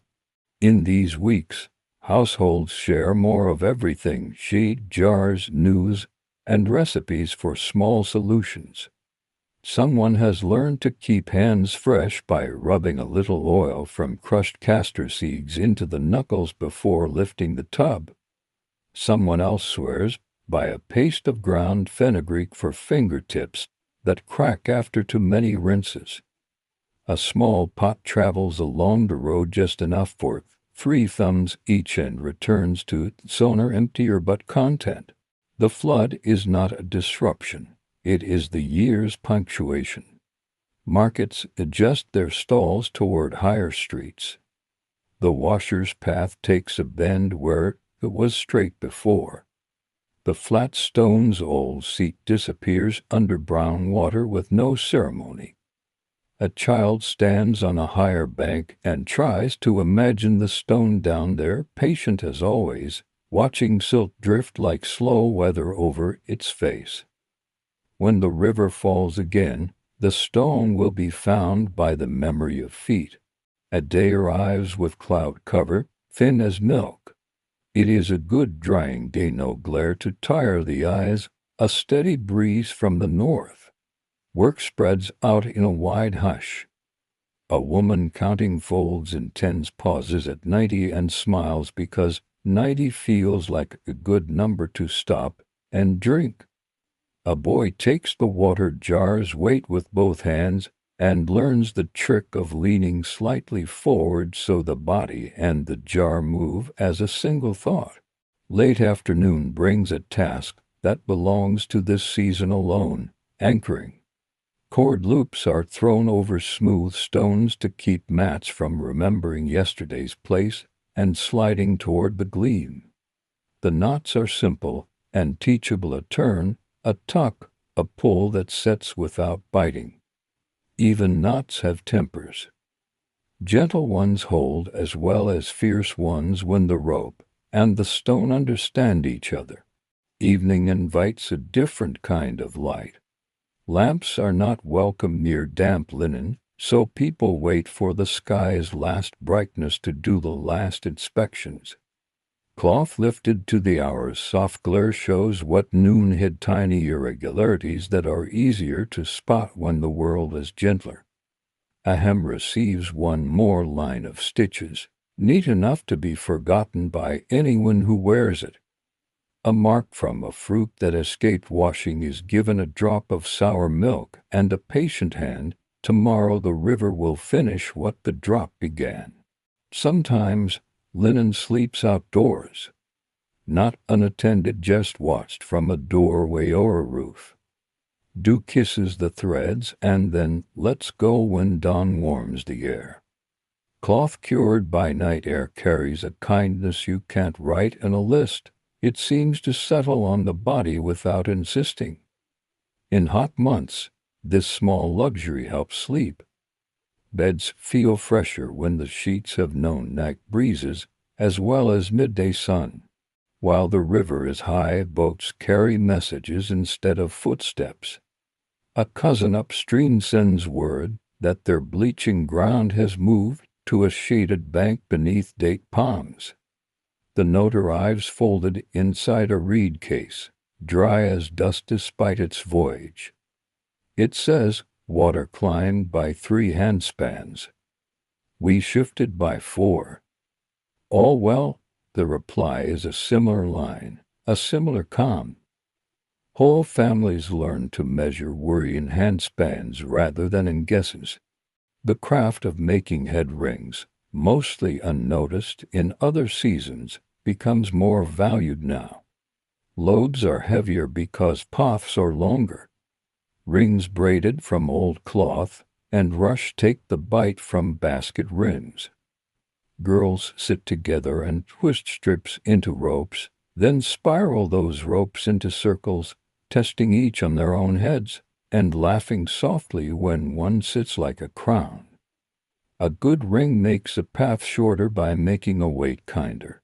When the river speaks louder at night, small waves touching stones higher than yesterday, the workers sleep lightly, but they do sleep. Tomorrow's first task is always the same: step out, look at the water, and walk the line where mats will go. If it must move, it moves, the tub follows, the tools follow, hands adjust, con remains. Toward the end of flood weeks, the water begins to taste different. Less of far-off dust, more of familiar banks. Sand shows in shy crescents at the edges. Reeds stand taller. The stone that left without farewell returns without announcement. Someone finds it with toes and grins. The seat is brushed, the tub sits, the paddle greets the rim, and the old posture of the place returns as if it had been practicing nearby the entire time. On the first morning after the river's sigh begins to lower, the workers permit themselves a moment of unnecessary looking. They stand where the bank was highest and view the shape that their days have redrawn that place. Tub place, stone place, cord place, a geography of routine, it has shifted and come back truer. Like cloth that was stretched, rinsed, and dried. Evening again, cloth folded in quiet stacks, natron jars tied and set aside. The air smells of damp earth and crushed reed, the honest perfume of a river finishing a long sentence. A lamp is lit at last. Well away from the drying lines, the flame is small and behaves. Hands pause above it to gather warmth, then withdraw. The house settles. From across the lane, another house settles too. Linen waits on shelves, ready for sleep. The river rolls its shoulder and turns in place. The washing place is empty and not empty, the tools resting, the rules resting, the habit resting. All prepared to wake at the same soft pace tomorrow. Late in the season, when the flood has stepped down and the bank remembers its older shape, the washing place gives back what it has taught. Linen returns to houses folded like quiet thoughts. The day's last breeze carries the faint smell of sun-warmed fiber, clay, and a thread of mudroom from a jar that lent a single drop. Roads toward home are unhurried. Loads ride high on heads cushioned by rings of cloth. Smaller bundles rest against the hip and answer each step with a soft sway. Doorways receive the work with familiar gestures. A chest is drawn forward and dusted with the heel of a palm. Hands that carried jars in morning now lift stacks in orderly layers. The lowest shelf welcomes cloth that will sleep a while. The uppermost keeps what tomorrow will ask for first. A strip of pottery with simple marks, 2 lines for wraps, a dot for shawls, a small circle for altar cloth becomes a household ledger that needs knowing. When numbers change, the shard is wiped with water and written again. Some cloth goes outward instead of inward. A neighbor on the next street will trade a basket of onions for 2 neatly mended aprons. A potter leaves a jar with a new lid and takes away for children's tunics cleaned from river to sun to shade. The temple's messenger arrives at the quiet hour and sits in the entryway so dust will not join the white. He counts with steady fingers, not because he doubts the bundle, but because counting here is a way of honoring care. He nods once and leaves a small portion of oil and a blessing that mentions no names and fits every house that receives it. What remains is put to useful rest. A length of linen too honest to pretend it is new becomes kitchen cloth. Its edges are bound with a narrow strip cut from a retired sash. Tiny squares stitched last year wait in a little basket to patch elbows when elbows remember to wear. A coil of thread spun from winter flax sits like a pale snail and promises that a tear can be persuaded to forget itself. Evening invites a slower inspection that belongs to no one person. A shawl is held to the fading light, a hand follows the hem, the needle finished in the courtyard, a stubborn mark, now only a memory, is forgiven until the next wash. A child asks to fold the smallest kerchief and learns the trick of aligning to corners so the opposite edge obeys. He presses the crease with his thumb and beams as if he had taught the cloth to listen. Lessons here are gentle and often repeated. They become habits without ceremony. Supper has waited with the same patience the river gave the day. Bread opened on the wall of the oven, lentils with leeks, a wedge of cheese that keeps its shape and heat, and olives rinsed free of brine.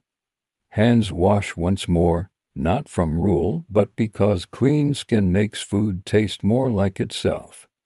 Round the mat, talk is modest, a reed mat that needs mending, a cousin who found better stones for weighing corners, a rumor that the market will carry pomegranates earlier than last year. When the cup of wheat beer goes around, it travels at the same slow pace as the senses. After eating, a final task belongs to the room. Sheets are shaken open, the sound like a linen bell. They float and settle, the faintest scent of oil, no more than a thought, rises and sits down again. The bed receives them cool and even. Pillows remember shoulders. A thin coverlet lies ready for the hour before dawn. Someone lifts the corner to test for remaining warmth from the courtyard fold. Satisfied, she smooths it once and lets it keep its quiet. Night lamps are careful here. Flame stands where air is kind and distance is honest, far from cloth, far from reed, far from habit's blind reach. Housings are clean, wicks trimmed low. The light is not for brightness, only for directions. A child can find his cup, a needle can return to its wrap, a jar can be set down without guessing.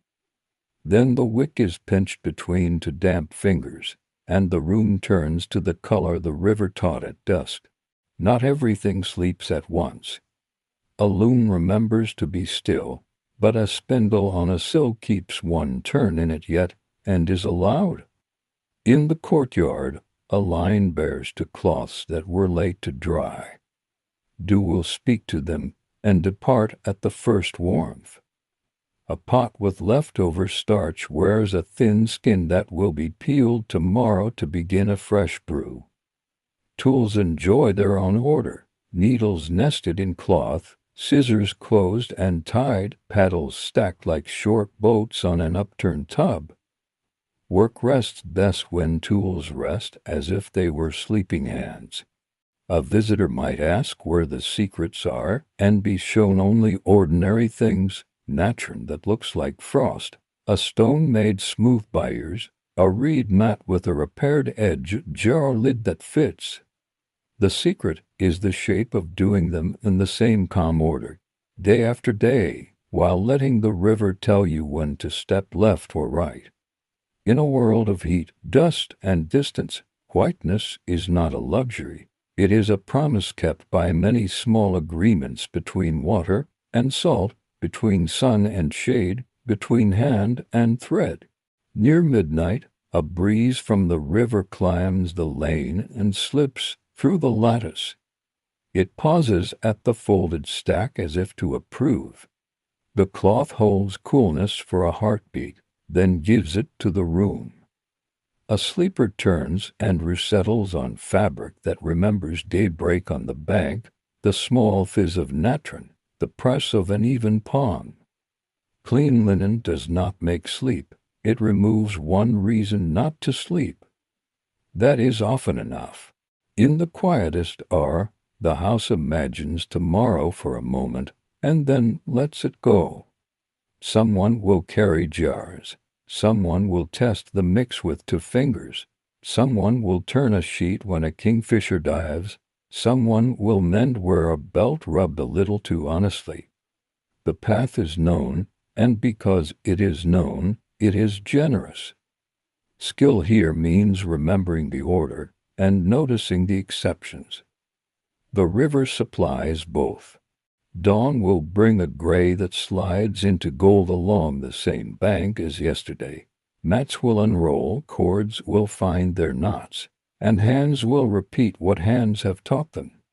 A visitor from far away might call it repetitive. The workers would call it steady. Steady is a kind of kindness, and kindness is a kind of wealth that doesn't need storing. Before sleep finishes its work, a last thought. Almost nothing of this requires hurry. Natron dissolves at its own pace. Sun arrives and leaves without arguments.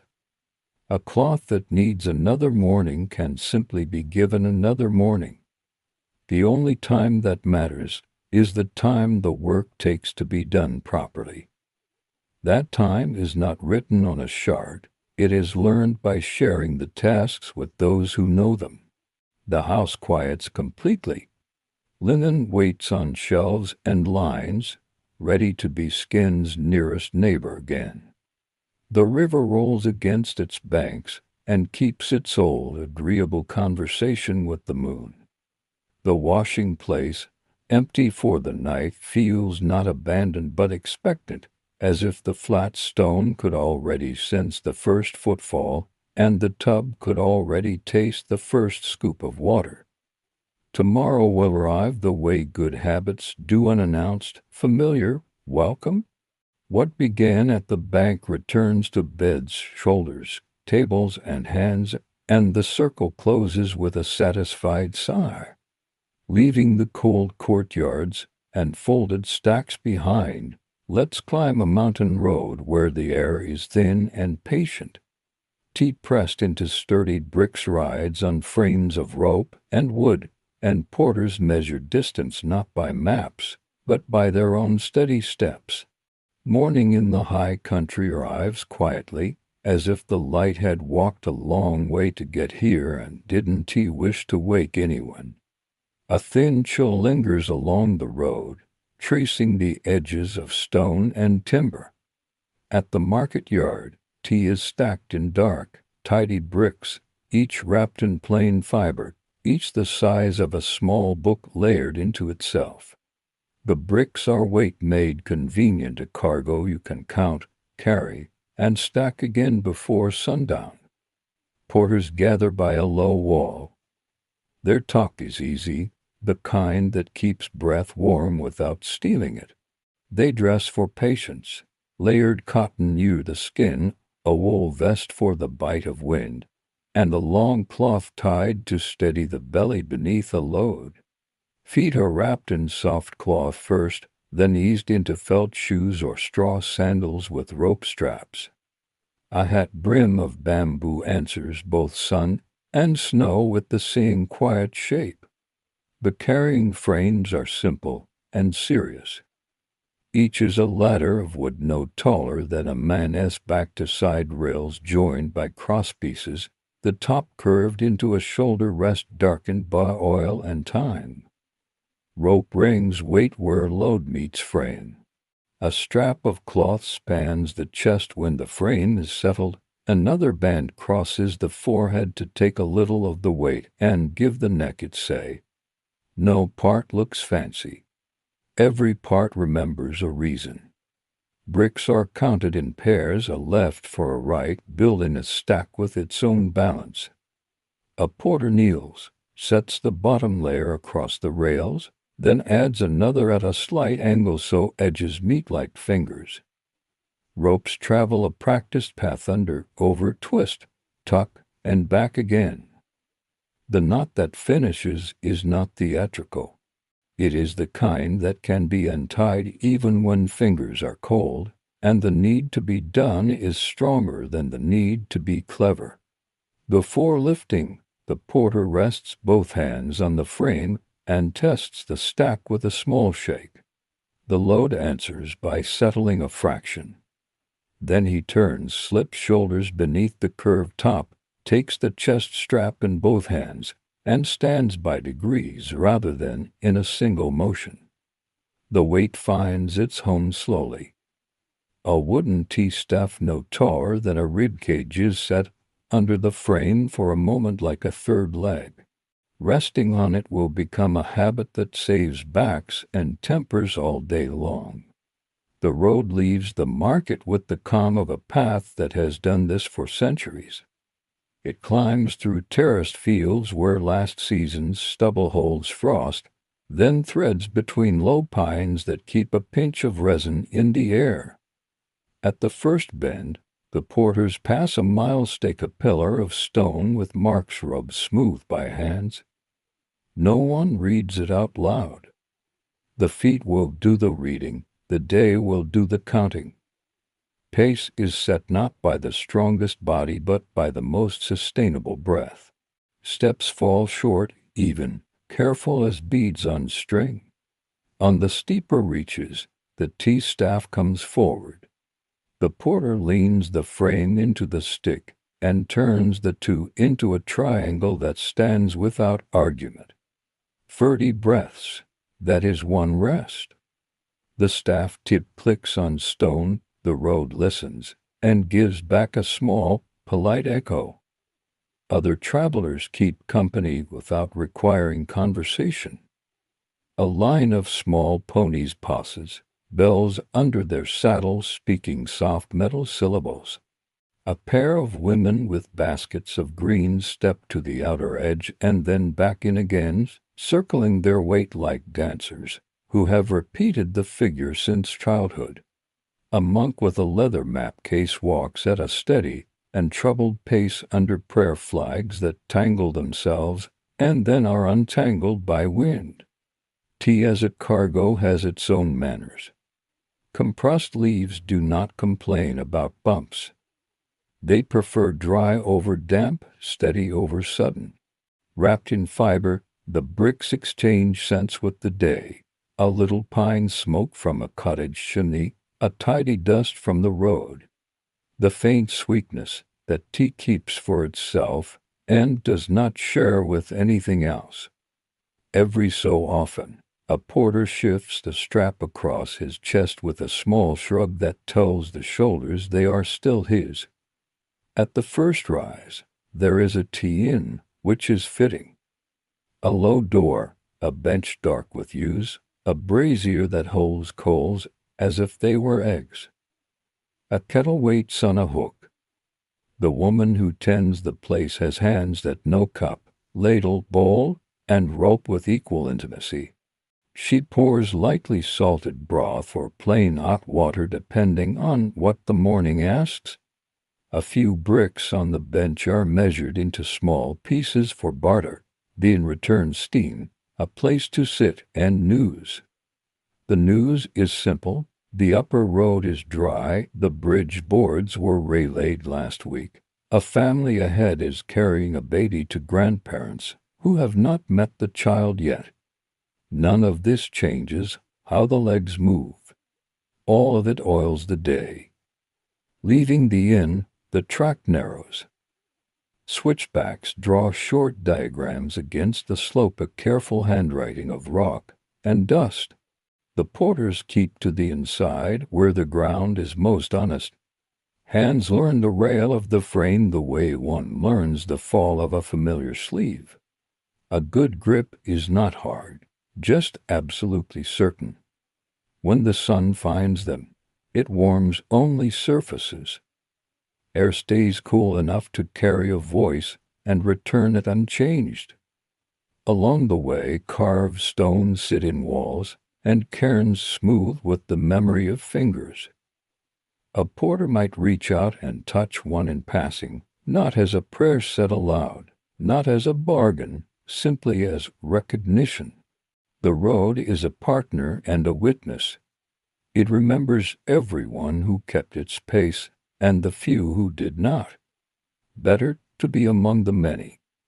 Mid-morning, wind arrives from a saddle higher up. It brings the smell of dry grasses and a thin metallic taste that means the next stretch will feel closer to the sky. The porter's shortened rests by a breath or two, lingering cools muscles. The staff becomes busy, it stands for the load whenever breath wants its own square of time. Shoes find the flat parts of rough surfaces. Toes test the grip of dust on stone. Gait becomes as much about thinking as about moving. Lunch is a modest word for what happens at the next ledge. A handful of roasted barley flour rolled with tea into a bowl that fits the palm, a pinch of salt. Water that has turned from cold to willing. Loads are eased onto tea staffs in a line like a small forest of wooden stems. The backs sigh without noise. A porter checks a knot and discovers it already tight. Another slides a fold of cloth beneath a strap where a place has begun to press more than it should. Adjustments at this hour lengthen the day later. Sometimes the weather writes a line across the scene, sun on one side, shadow on the other. The body will answer it, warming or cooling, but the work remains the same. Steps that behave, breath that lasts, hands that read the frame and the staff, rope that stays friendly, tea that rests. When chatter appears, it is brief and useful. When silence returns, it is as comfortable as a familiar scarf. The load itself sets the ethics of the group. If one porter stops to retie, the others use the pause to check their own straps. Lift the staff a finger width to relieve a wrist, or simply look back down the valley where the road draws its thread through terraces and water. No one urges, no one lags for effect.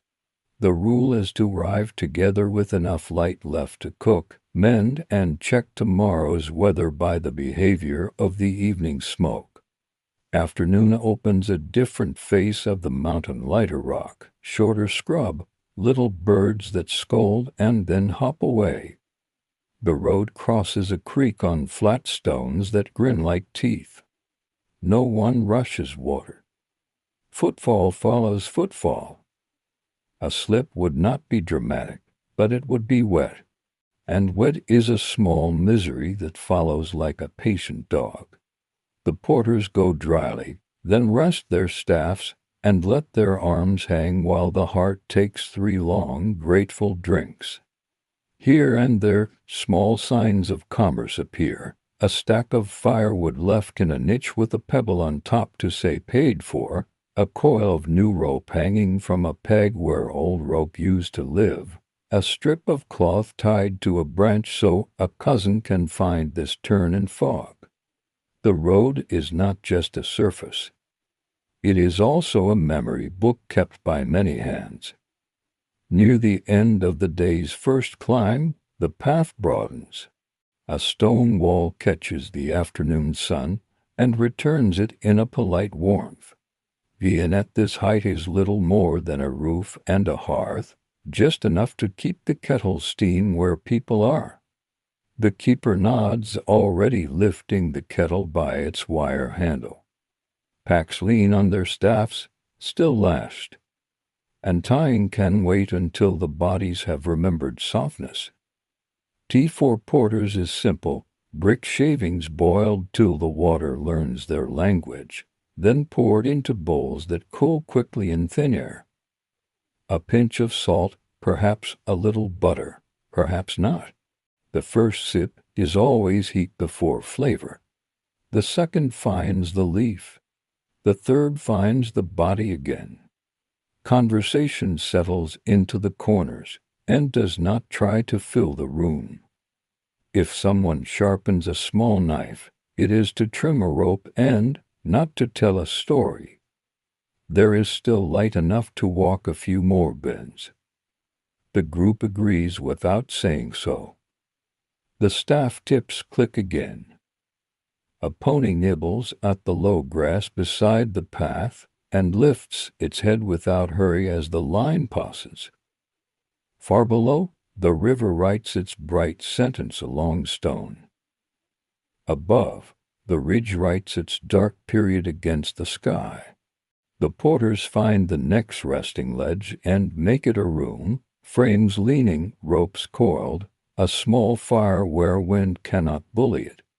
Evening will offer its tasks in tying, straightening, counting, cooking, but the first climb has been met. Tea bricks have behaved, ropes have held, steps have stayed small and loyal. As the sun lets go of the slope and the cool returns, the men notice it the way they notice the next breath, accepted, useful, not needing a name. The staff lies across the knees like a piece of punctuation at the end of a long sentence. Tomorrow's pages are already stacked in the shape of the mountain. They will be turned at the same measured pace. Evening brings the ledge into focus. It is no more than a shelf of stone, but it behaves like a porch once people agree to treat it that way. Frames lean against a low wall. Loads stay tied until the bodies have cooled. Unwashing too soon makes hands clumsy. A kettle goes on. Thin air turns flame into a modest, steady thing, content to lick rather than roar. The first job is not cooking. It is feet. Shoes are eased off with two hands so stitches are not asked to do more than they should.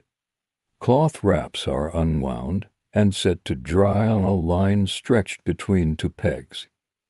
A porter checks his heels with a thumb. If a hot spot is found, a strip of felt is coaxed into that place before it becomes a complaint. Another rubs a little butter into cracked skin, not as a treat, but as repair. Feet are the ledger that keeps the root honest. They are balanced nightly. Now roped out, every coil has a language. Hemp wants a loose coil. Yak hair prefers a tighter spiral to keep it from wandering. Each line is checked where it crosses a brick edge.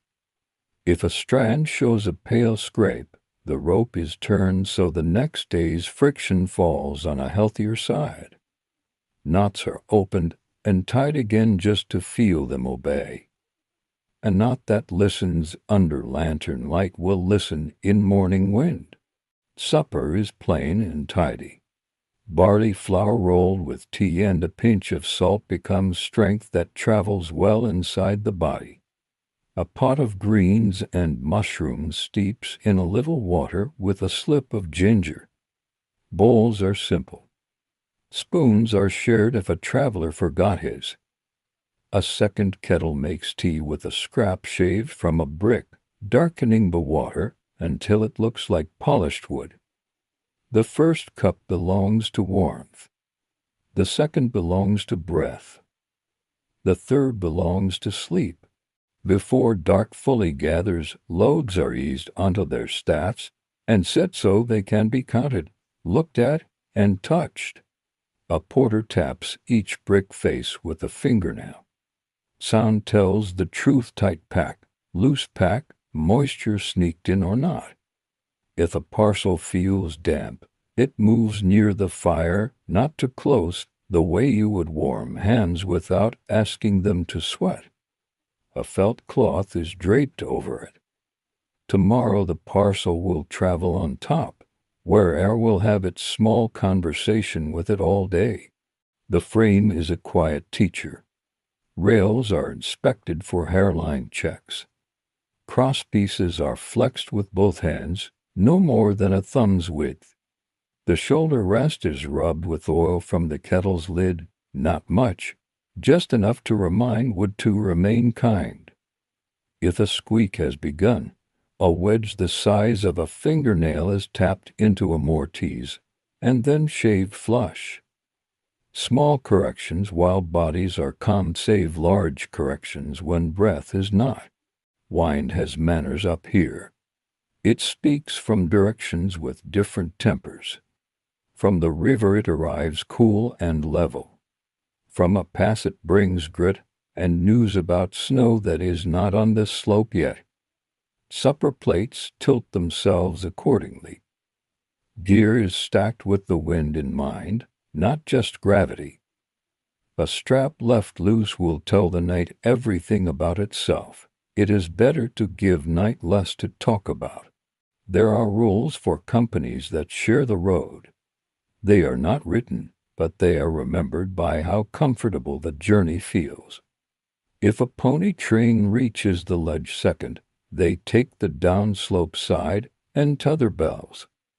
Porters take the wall. Fire sits between, but not at the edge. A monk, if present, is offered water without being asked. He drinks slowly as if counting steps inside the sip, and leaves a blessing soft enough to be a habit rather than a ceremony. Some ledges carry small shrines tucked into stone. A flat rock becomes an altar by having been used as one for longer than anyone recalls. A pinch of tea, a pebble placed carefully, a thread of smoke with a word that doesn't need to be said aloud. These acts cost nothing and cost exactly the right amount.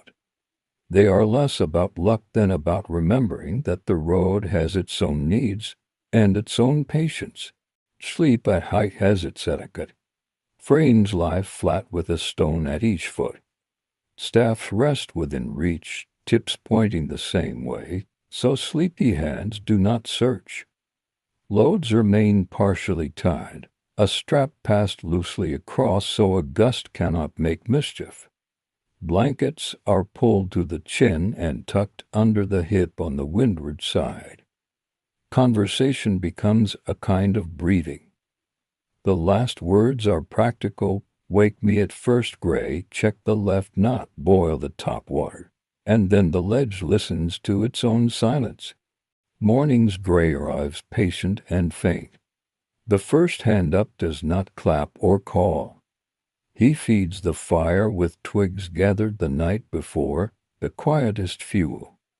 Water finds a boil that looks like thinking. Tea returns the favor. A little tsampa becomes breakfast again. Wraps are tied on feet still holding the memory of last night's warmth. The body takes inventory without being asked, shoulders willing, knees cautious, lungs interested, eyes clear. Unwashing is not done all at once. Ropes come off in the order they went on. A porter hums the sequence while he works: under, over, twist, tuck, bind, under, over, twist. The load sits up on its staff like a patient animal being saddled. When the frame slides into place, there is a moment where weight and person negotiate. The chest strap answers with one notch tighter. The forehead band slides down to the spot that says I share, I do not take over. Hands close at the same time around the staff. The body knows where the rail will be before eyes confirm it. Downslope, cloud rubs the top off a ridge. That means shade on the early switchbacks, and then a thaw that will turn patches to soft mud by midday. The pace is adjusted in small, anticipatory ways. Steps take the outside edges of wet places. The staff stands a little more frequently so breath never bargains. This kind of traveling respects tomorrow as much as today.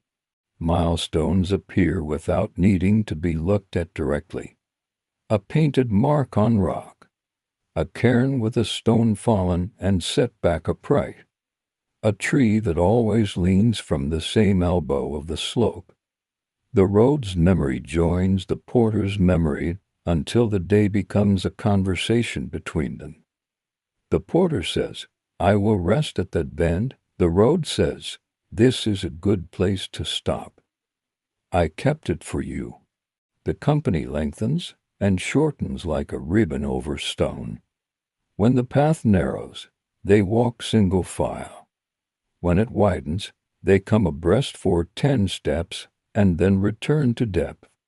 Talk passes forward and back without being heavier than air. Loose rock after the pine, dog near the hot bridge plank replaced.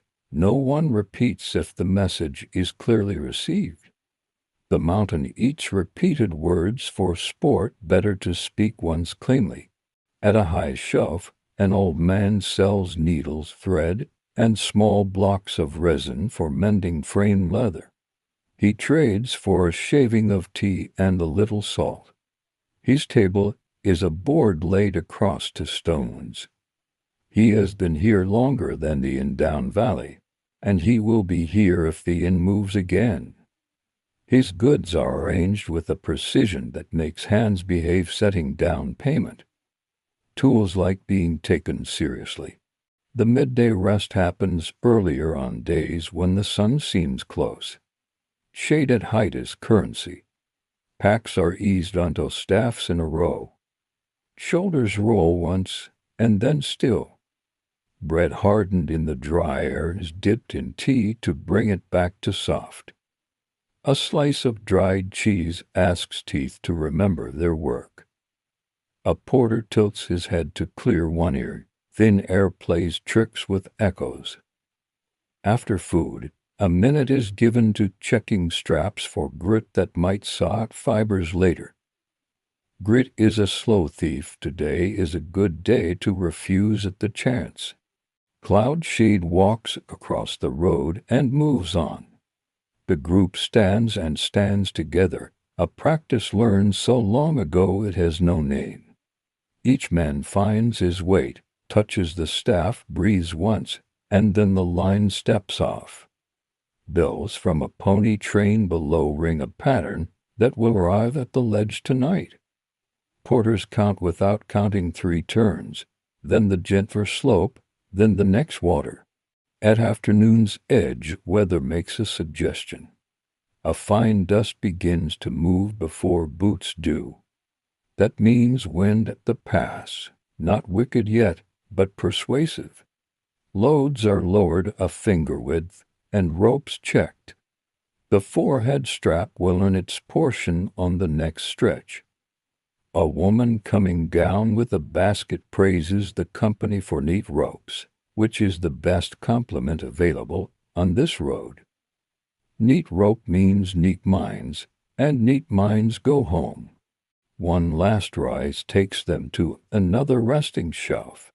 The routine unfolds with the same kindness. Frames down together, staffs lined, water on feet tended, rope checked, food that tastes of useful things.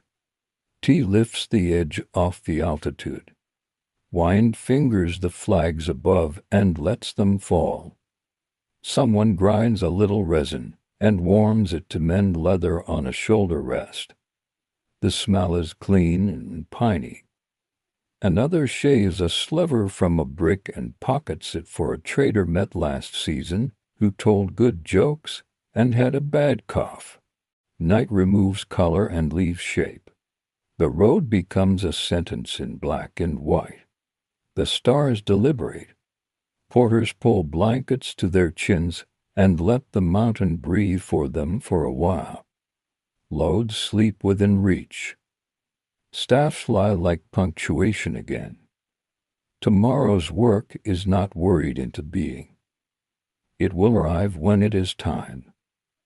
If a dream visits, it is usually of steps that do not end, not unpleasant, only steady. In the dream, the staff never misses, the rope never slips, the breath understands its job. A good dream for a traveling body. At first gray, water wakes. Tea returns. Hands find rope and frame as if picking up a book left open at a quiet page. The road looks the same and is new in exactly the right amount. Distance today will be measured in corners turned and breaths conserved in bricks that remain silent on the frame. The weather will say a few words and then fall quiet again. So the company rises, shoulders the careful weight, and steps into morning with the same small faith that carried them yesterday, that repetition, done kindly, is a kind of strength. Midway to the pass, the road gathers itself into a courtyard of rock. Flags hang from a line strung between two posts, and flutter like pages being turned. This is where travelers pause to show what they carry and to confirm they are part of the ordinary business of moving things across mountains. The official is not stern. He has a wool cap, a brush, and a ledger whose cord is polished by years of opening. The porters ease frames onto their staffs and let the loads stand while bodies rest. The official taps the corner of a brick with a knuckle. The sound is tight and healthy. He lifts a wrapper edge, finds the stamp he expects, nods, and writes a short line in his book. He is more interested in order than in argument. A woman brings him a bowl of hot water. He sets it near the ink so the brush will not go stiff. Paper and steam cooperate. A pony train arrives from the opposite direction, bells giving the pass its own music. Their driver offers a sliver of pressed tea to the official, not as a bribe but as the usual courtesy. In exchange he receives directions about a fallen stone farther down and the reminder that a board on the second bridge was replaced last week stepped nearer the right-hand rail. The road keeps its notes in many ledgers at once, the official's brush, the pony bell, the porter's palm on a rail. After the check, the company settles for a longer rest beneath a low wall that steals the wind. A kettle sits where a flame can be coaxed to act calm. While water thinks about boiling, someone hums a tune so simple that breath can sing it without losing the beat of the heart. One voice becomes two, the tune grows a second line under the first, then returns to one again. The song is not for entertainment. It is a metronome with words: step small, breathe low, hold steady, look ahead. The mountain answers by being exactly as tall as yesterday. Trading at height is gentle math. The innkeeper weighs a shaving of brick on a hand scale whose pans are dark with use. She tips a counterweight the size of a plum into the other pan and watches the beam become level. For that shaving, she offers a jar of pickled greens and a small wedge of dried cheese. A porter adds a knot of salt to make the exchange feel right. She smiles and slips a pinch of cumin into the jar. The arithmetic is completed with kindness, which is better than accuracy alone. Rope sense continues its quiet work. Before lifting, each man passes a palm along the chest strap, testing for invisible grit that might work itself into a saw by afternoon. If anything feels sharp, it is brushed away with a sleeve or smoothed with a pebble dampened in tea, a tiny act, yet worth a great deal in steps saved from discomfort. The climb resumes under weather that has decided to be complicated without being cruel. Sun stripes the path, cloud laterally erases the stripes, wind edits the erasures. The staff grows chatty against stone, click, rest, click, rest. At a corner where the wall leans away and the view opens, everyone looks down for a quiet moment. Terraces like stairways for water, a river thread silvering in a long S, a road already eaten by distance, and yet still visible if you squint with your mind as much as your eyes. By mid-afternoon they reach a hamlet that exists mostly to be a pause. 3 houses, 1 shrine, a low shed that smells of rope and stored barley. A woman repairs a saddle blanket with neat stitches that never hurry. A child stands with a slate and traces characters as if drawing small pots across a landscape of chalk. The porters sit on the shed's lee side. Their logs lean together and pretend to converse. An old man at the shrine keeps a box of small necessities, needles, beeswax, a skein of stout thread, 2 awls, a handful of nails, and a square of leather that can be cut into patches for shoulder rests. Prices are recited without surprise. The old man knows that travelers carry money as infrequently as they carry spare breath.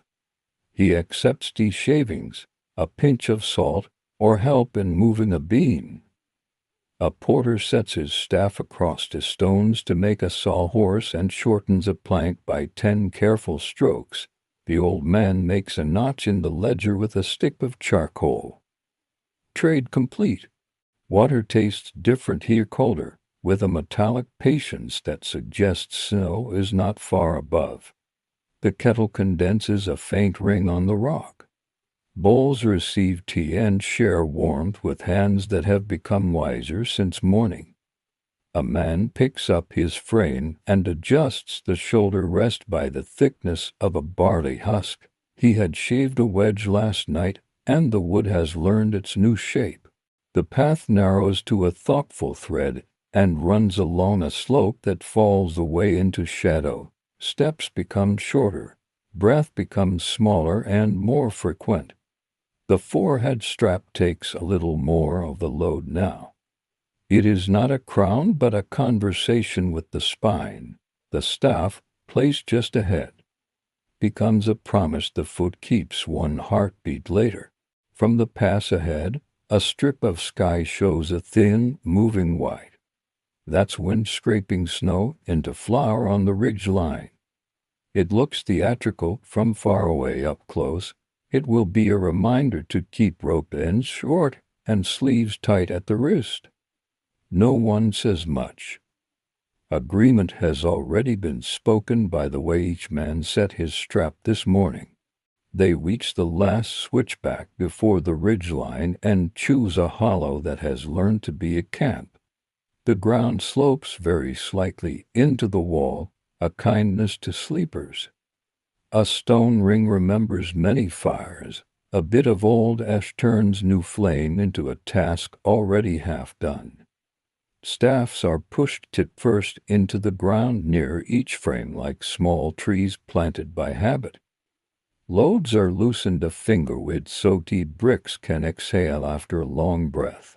Supper is the same as last night and will be the same tomorrow, which is part of why it is good roasted barley, a bit of greens, butter slipped into tea until the surface shines.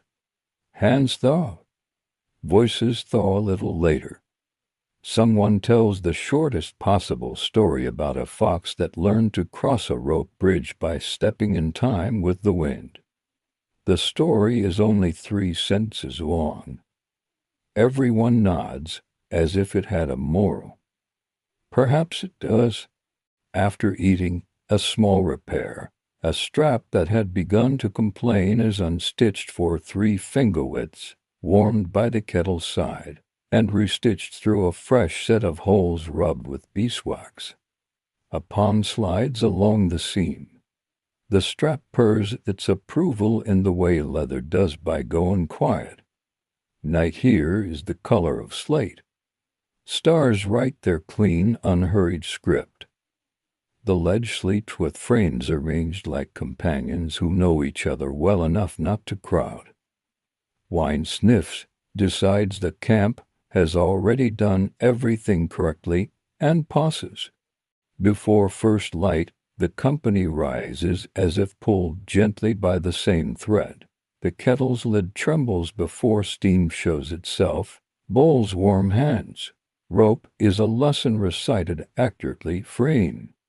A sentence spoken without stumbling. Load. A paragraph lifted and understood. The pass waits without malice. It has no interest in weather.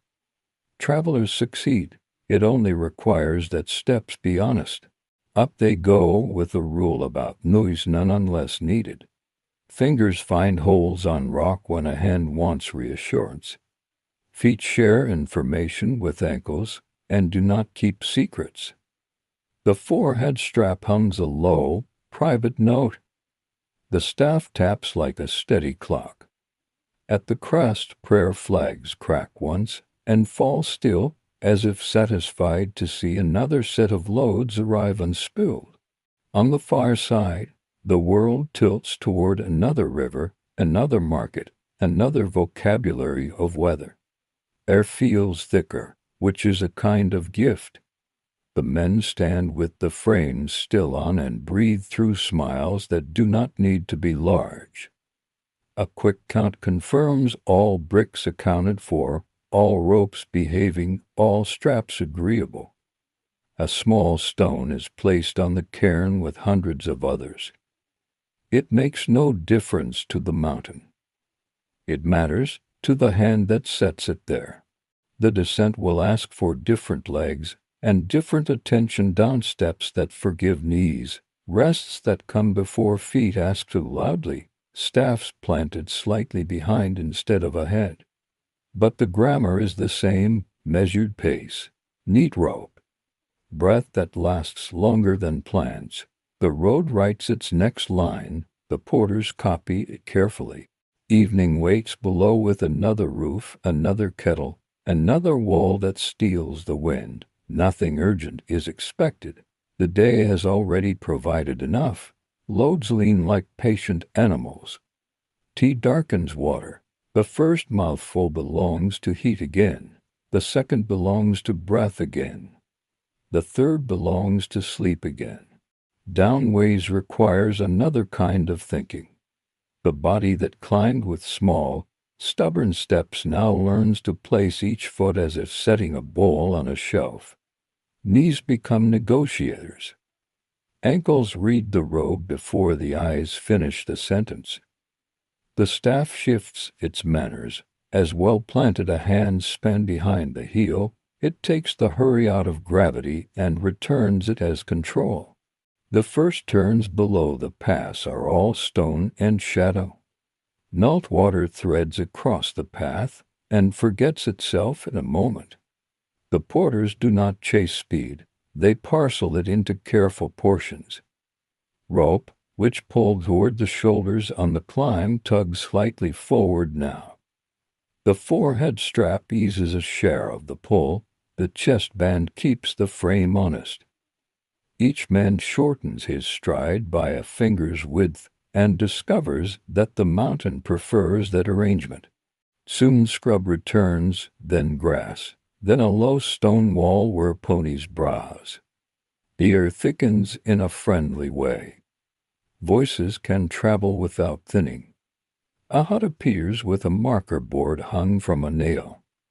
It names distances in a set of tally marks rubbed smooth by hands. No one reads it aloud. The day is already divided into rests and corners, and that is sufficient. At a broader turn, a stable yard unrolls itself, a low ridge of roofs, a square of trampled earth, a shallow trough. The smell is clean hay, rope, weathered wood.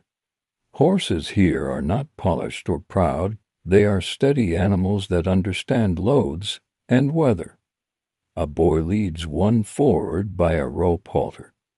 Its head is small, its eyes honest. In this region, teed bricks travel down and tough mountain ponies travel up. The exchange joins things that do not spoil, leaf, hoof habit. Trade happens in steps that respect breath. Porters lean frames on staffs and rest backs against the wall. The stableman carries a balanced scale to a table. Bricks are unlashed in pairs and set on the pan. Counterweights, dark and familiar, climb into the other side until the beam levels. A note is made with a reed pen on a strip of paper, then smudged with a thumb to dry. Not everything counts by weight. A neat stack earns a quiet nod. Rope coiled properly reassures more than numbers alone. Horses receive their own inspection. A porter runs a palm along the withers and down the leg looking for warmth where there should be none. Hooves are picked, not hurriedly. A saddle blanket is folded twice to spare the backbone. Ropes are checked where they would touch hair. The boy waits, hands folded, as if the act of not fidgeting were part of the receipt. When all is agreeable, the stableman hands over a slip that lives folded inside the porter's cap until the next town. Payment is not a single thing. A stack of bricks goes to the yard. In return, the company receives the promise of a horse collected later at a partner's stable upriver, a roll of new cord, and a sack of barley. A shaving of tea by custom travels from the porter's hand to the stableman's palm and back into the kettle everyone will share.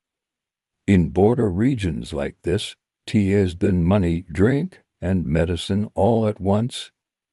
People here remember to use it for all three without argument. The road beyond the stable tilts down toward a larger valley. Pines arrange themselves like careful calligraphy. Terraces open into wide handwriting. The line of travelers lengthens slightly, then closes again around a narrow place where rock shows its ribs. Bells from a pony train drift up as a thin metal lullaby. A woman carrying mushrooms steps into a notch in the wall to let the company pass, and each man moves with a shoulder's breadth of gratitude. Midday collects them at a riverside house where the roof reaches low over a porch. The posts are smooth with old weather. A trough of clear water shows pebbles like tablets. A kettle sits without complaint, and the host offers bowls that know how to return warmth. Lunch is familiar roasted barley and a handful of greens. A jar of pickled radish appears as a kindness. It travels easily from bowl to bowl. The talk is easy and useful. A plank on a footbridge has a new nail that waits for careless souls. The bakery in the market has moved to doors. Smell the sesame to find it. Farther along, a woman welcomes thread in exchange for a small repair to her loom's heddle. This is the road's bulletin board, pinned with sentences instead of paper. After eating, rope work resumes. Descent teases loops loose, coils tighten of their own accord. A porter checks a crossing where a strand rides an edge. He turns the rope a quarter turn and smooths it with a wet thumb. Another lifts a strap to shake dust from under it. Grit is a slow slicing thing. It is refused by habit rather than by dramatic gesture. A needle passes through a shoulder pad to add to stitches where the leather wants to learn a tear. Beeswax darkens the thread until it agrees to behave. By afternoon, the valley widens into a little town that seems to have been built by agreeing on the shape of corners. Shops lean back from the street as if listening. Smoke rises in well-mannered columns. A square holds a post with distances carved on four faces. Children draw in dust with sticks and forget to chase the travelers. The tea depot is a long room with cool air and shelves that inhale cargo in even rows. Here, ledgers are written not only for the journey but for memory names, places, quantities, and a few small notes that have more to do with people than with goods. Neat rope, strong back, arrive with light left. Such lines cost nothing and give the next clerk a sense of the company he receives. Delivery is performed without ceremony. Bricks are unstacked in the order they traveled. Each layer carries the quiet geometry set in the morning. The depot keeper measures, counts, and listens with his knuckles if a rapper has learned a tear. It is patched before the pile takes its place among its kin. No voice rises. Repetition takes the nerves out of accounting.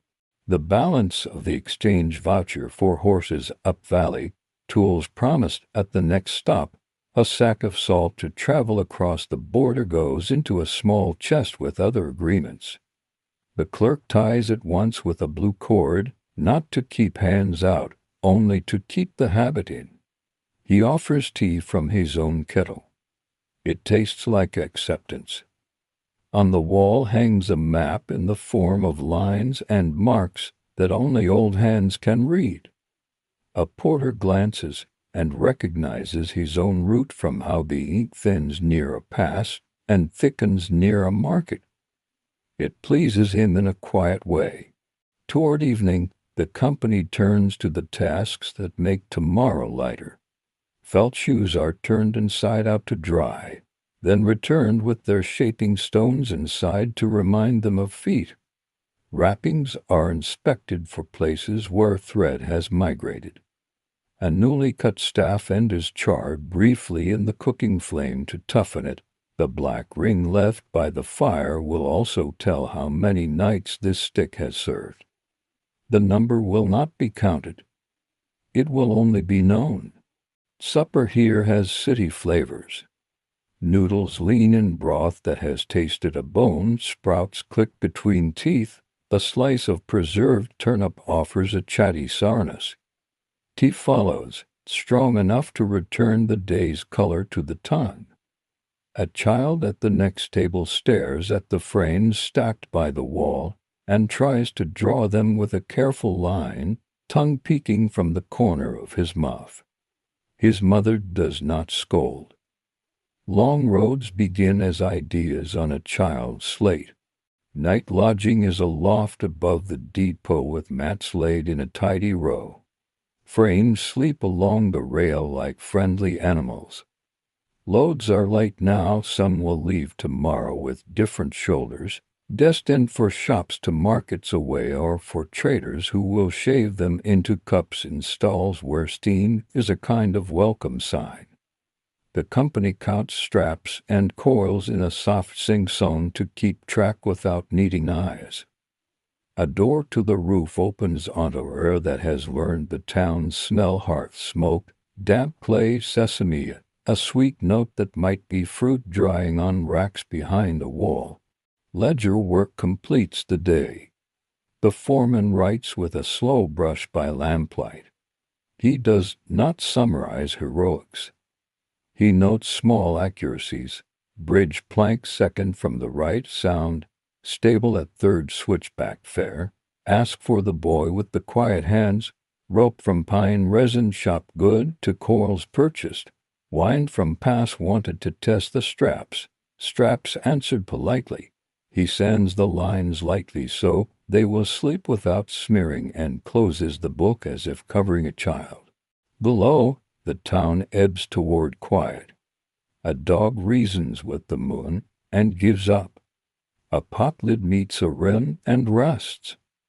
A last cart carries something that remembers the hillside bundles of hay tied like comfortable pillows.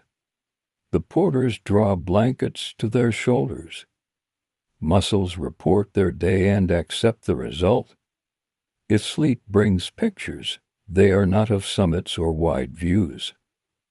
They are of small things done right: a rope turned a quarter turn, a staff planted where it needed to be, a kettle that boiled when asked.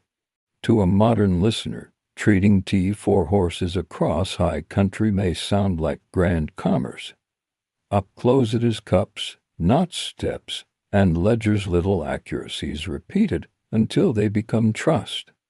That trust rides farther than any single pair of legs. Tomorrow we'll ask them to cross the last valley to the exchange yard where ponies learned in mountain weather wait for new owners. It will ask for the same measured pace, the same neat rope, the same refusal to hurry. The road is kind to that sort of patience. Morning opens like a door that was left on the latch. Air from the lower valley moves in, heavier but easier, and the road lets bodies lengthen their stride by a thumb's width. Frames sit properly on shoulders. The chest strap answers without complaint. Staffs, newly charred at the tips, touch earth with a small confidence, and leave dots that a child might later count. The last leg to the exchange yard passes fields polite with rows, irrigation channels speaking softly to themselves, and houses that know how to make shade for a traveler without asking him to stop. A bakery's first tray of flatbread breathes sesame and heat into the lane. A woman watering brassica bends and straightens with the same measured pace the porters carry. Everywhere the valley is practicing steadiness. At the yard, a gate built to admit ideas as well as animals stands open. Inside, the world is arranged for making sense. Pens for ponies that have learned stone, pens for ponies that have learned mud, a cupboard scale, a long shed, and a table where a clerk sits with a brush that seems to prefer short, clean sentences. Bells nod on halters. Men speak in voices that hang low, as if words, too, should be carried carefully. Delivery is not a performance. Ropes loosen. Bricks lift and settle onto the scales pan in pairs, the way they traveled. The clerk taps the wrapper's corner with a fingernail, listening as much as weighing. A helper checks stamps and marks like a reader recognizing his favorite lines. When a parcel shows a seam that tired, it is patched with fresh fiber and a neat knot. If a brick feels damp, it is assigned a place on a slatted shelf where air moves crosswise. The porter's ledger receives tidy strokes. Count, route, condition, hour. Across the yard, a horse dealer assesses the animals the company will receive as balanced, small, strong, deliberate. A porter runs his palm along a backbone, finding the spot where a blanket must fold twice. Hooves are picked, eyes are read. One pony flicks an ear and rests a hind hoof in the posture that says, "I am listening and I am calm." Agreements are folded into paper, tied with blue cord, and tucked into caps or belts. This is trade as grammar. Subject, verb, object, rope, brick, hoof, give, take, balance. No one hurries the meal that follows. Bowls arrive warm to the hand, noodles in a broth that has learned patience from bones, spring greens that still remember the mountain, a slice of turnip that tells a small, cheerful story to the tongue. Tea shaved from a brick by the clerk himself in a gesture of approval, turns water the color of old lacquer. The first sip finds heat, the second finds flavor, the third finds the road underfoot again. Afternoon belongs to repairs. Loads are mostly gone, tools step into the center of the stage.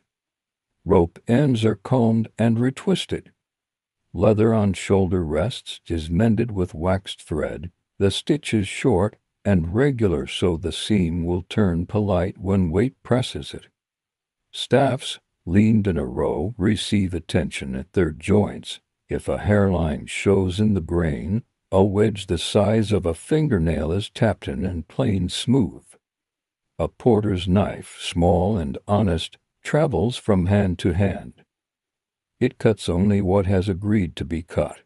Feet are attended as if they were colleagues who did most of the talking today. Warm water in a shallow basin convinces the dust to leave without argument. Felt inserts are inspected. Thin places learn the comfort of a new patch. A salve of pine resin and oil is rubbed into skin with the gravity of good manners. Wrappings are shaken, smoothed, and rolled so tomorrow's first knot will remember how to behave. The yard has its own bulletin board of spoken lines. A carter mentions that the bridge beyond the mulberry grove has a plank that sings when you step on it. Sing with it, don't fight. The depot keeper says a new batch of cord arrived from a weaver who learned a better twist from her grandmother. One more turn per forearm, no more, no less. A monk strolling by map case quiet at his side offers a blessing light as steam. No one changes their straps because of it. The blessing fits into what was already correct. Toward evening, weights are reversed. A few bricks remain as pay or trade in their place, The company accepts new errands. Lengths of cloth for a town that offered ponies last month. A bundle of iron nails for a shrine whose roof learned a draft. Letters wrapped in oil paper for a past clerk whose cousin married down valley. Loads are smaller and stranger in shape now, but the frames accept variety without complaint. Rope knows how to think around edges. Ledger night arrives. The foreman opens the book and writes lines that will read as calm when a winter clerk opens them in another year. He does not mention effort. He records, all bricks delivered, wrappers sound, bridge at Willow Bend mended, plank right of center still speaks. Rope from pine resin shop retard, good, ponies received. 4 feet clean, wind at pass polite, forehead straps useful. He sprinkles a pinch of sand, closes the cover, and sets a flat stone on the book's back like a hand that says, rest. Some men will sleep in the loft above the shed, others on a veranda where night air passes like a well-behaved guest. Frames lie within reach, staffs aligned the same way so a half-waking hand can be sure. A kettle breeze on, not for hunger now but for comfort. The tea is thin, that is fine. Thin tea tells the body it may loosen its hold on the edge of the day. Rest day has its own chores, gentler and rounder. A strap that had survived on clever knots is retired with thanks and cut into shorter ties that will live new lives. A man visits the cobbler to ask for a stitch in a shoe where thread has shifted. Another walks to the rope seller, who hangs coils like sleeping serpents. They speak about twist and weather, and how grit chooses favorites. A third brings a brick shaving to the woman who runs the ledger table at the small school. She slides him a blunt-tipped brush for his nephew up valley. Trade in a valley like this is a braid, leaf tool, advice, gratitude. Letters are answered at last. The page smells faintly of lamp smoke. Words travel as carefully as loads, arrive with the light, all well. The board at the second bridge is new. Rope from the north stall good. I will mend the shoulder pad before the pass. A name, a small mark, a folded edge sealed with paste. The letter will ride tucked into a cap, and its ink will learn the sweat of the road without minding.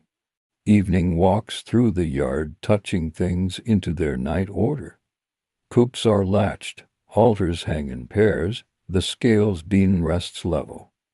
A child runs a finger along a stack of bricks and counts. Her mother lets her finish before calling her inside. Somewhere a bell argues with a breeze and then agrees. Inside the shed, the porters check their frames one more time and stack them so they look like a tidy row of gates. If a traveler asked what the road has taught that a book cannot, a porter might say this: weight and time get along if you introduce them properly. Knots are small promises. Staffs are paragraphs punctuating the long sentence of a climb. Breath keeps the grammar correct. And fairness of pace, of load, of words travels farther than any one person can. Night becomes the color of polished iron. Stars find their places. Sleep is not a fall but a setting down.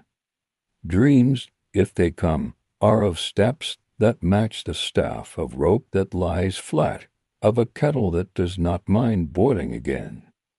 Morning will find everything as it should be, frames ready, straps knowing, feet repaired, road waiting with the same face as yesterday and a slightly different mood.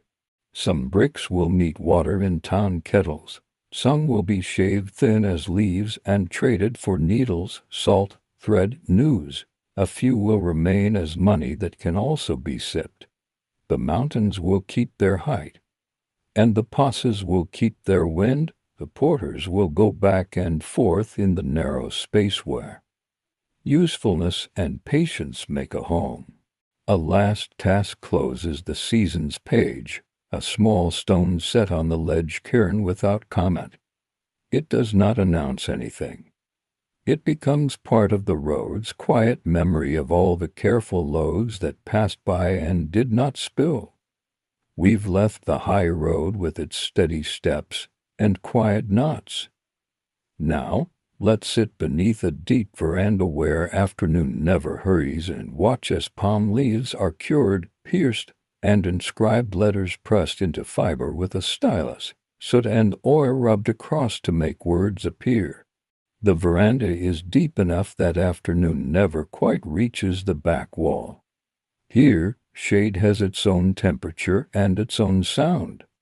A slow fan turns by hand somewhere out of sight, and the air smells of coconut oil, warm wood, and a faint sweetness, like rice cooling in a clay pot. On the floor, woven mats make a patient grid. Against the wall, bundles of long, narrow palm strips rest under a cloth, tied with cord the color of tea. This is a place for quiet work, making books that fold sideways instead of turning pages, books that breathe through cords rather than hinges. The tools are few and well-mannered, a metal stylus with a rounded handle, a smoothing shell that feels cool even in heat, a handful of pumice stones, a small pot with soot mixed into oil, rags that remember black, a wooden straight-edge polished by thumbs, and to cover slender boards with corners darkened by handling, drilled so a cord can pass and keep a stack together. Before writing comes preparing. A strip is chosen from its bundle, held up to the light, then laid flat. The leaf began life high on a palm, where wind taught it to be flexible, and sun taught it to be pale and tough. It has already been cured, boiled in water with a little bark, then dried quietly in shade until it forgot the wet. Now a pumice stone travels along its length, smoothing fibers that want to stand. The sound is soft and sandy, a rhythm like someone thinking. The shell follows with a different voice, whispery, polishing until the surface feels like a calm lake under fingertips. A thread dipped in soot water becomes a line maker. The scribe stretches it from one end of the strip to the other, lifts it slightly, and lets it kiss the leaf. It leaves a faint, straight path where letters will sit. Two margins are ruled the same way, narrow borders that keep the eye from wandering into edges. Nothing is forced. The leaf agrees to the idea of order and holds it lightly. At the low table, a lamp burns just enough to remember itself. The flame is there less for light than for company, and for the soot it lends to the pot when needed. A small spoon warms on the lamp's rim. Its curve collects smoke in a delicate gesture, then is wiped into the oil with a rag. The mixture stays patient, waiting for its later work of darkening incised letters. The stylus is not a pen. It does not carry ink. It is a tiny knife that asks the leaf for a shallow groove, leaving a pale, clean line where the soot will later sit. The hand that holds it is steady but not rigid, worn by years of repetition. The scribe tests the tip on an offcut, drawing a tiny spiral to feel whether the edge still listens. Satisfied, the first line begins. Letters appear as indentations before they become dark. A curve is pressed into the leaf, a light tap at the end lays down a pause. The hand lifts often, like a bird tasting air. A long word is not a single stroke, but many small, exact ones, each made with less force than you might use to close your eyes. The stylus travels along the soot line like a quiet boat following a river it already knows. A child sits nearby, learning by watching shadow and sound.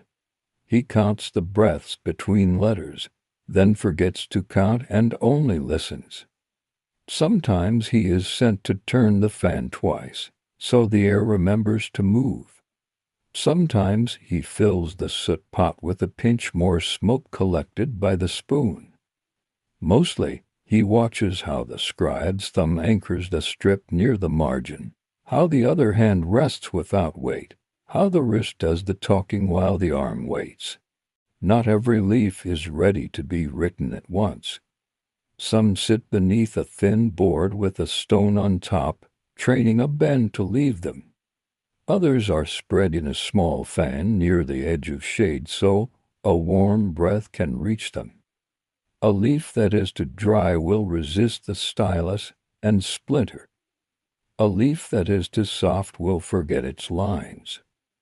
The scribe reads moisture the way a boatman reads wine by habit, through skin. When a line ends, a tiny mark appears, no dots of ink here, only a minute notch that will become a signpost when the soot is rubbed and the letters darken. The stylus rests. A piece of cloth, barely oiled and lightly sooted, is wrapped around two fingers. It travels along the writing in one smooth pass. Black falls into grooves and refuses the plain surface.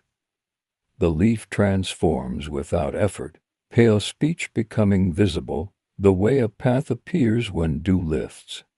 Mistakes are part of the craft, and the remedies are gentle. If a curve goes astray, the shell returns, rubbed lightly, the shallow incision loses its voice. A touch of oil smooths the place. The scribe waits a few breaths, waiting is a tool, and then writes the line as it meant to be. Corrections do not bruise the leaf, they persuade it to forget. At intervals, two small holes are pierced with a heated needle near the margins. They are not for decoration. They will admit the thread that ties the leaves into a patient stack. The holes are made in the same position for every strip in a set, so the cords later can pass like river water through a channel that has always been there. The heated tip leaves a clean rim that will not fray. The scent is faintly sweet, a reminder that this page was once green and living. A finished group of leaves rests under cloth while the next group learns its lines. The cloth keeps dust from telling its own story across the surface. Now and then, a fine powdered turmeric or ash from particular woods is brushed between leaves to ask insects to be polite. The bundles are not fragile. They are respectful spaces, each leaf a slat in a fence that keeps words from wandering. Covers wait beside a coil of cord. Their wood is light, their edges rounded against fingers. One shows a pattern scored long ago, just enough marks to make it pleasing to the eye without slowing the hand that will lift it 1,000 times. When a section is ready, the leaves stack in order, the cord passes through, then back again, and ties in a loop that can be opened without temper. The bundle becomes a book without a spine, a book that is comfortable lying down. Midday hush comes and goes, a bowl of rice and a little vegetable sits in the shadow, eaten with the calm care of a person who relies on hands for living. The stylus is wiped and returned to its cloth. The shell rolls to a cool corner. A lizard shapes itself to the wall and blinks once, as if agreeing. Work resumes with the same pace, the same restraint. The scribe's lips sometimes move without sound, measuring the rhythm of a phrase. Then the stylus follows. At the end of a leaf, a short note is pressed, small letters that say by whose hand and in which season this portion was made. It is not pride, it is a breadcrumb for a future reader, a way to greet someone you will never meet. As evening leans into the veranda, the lamp's flame earns its place. The soot pot receives one last curl of smoke.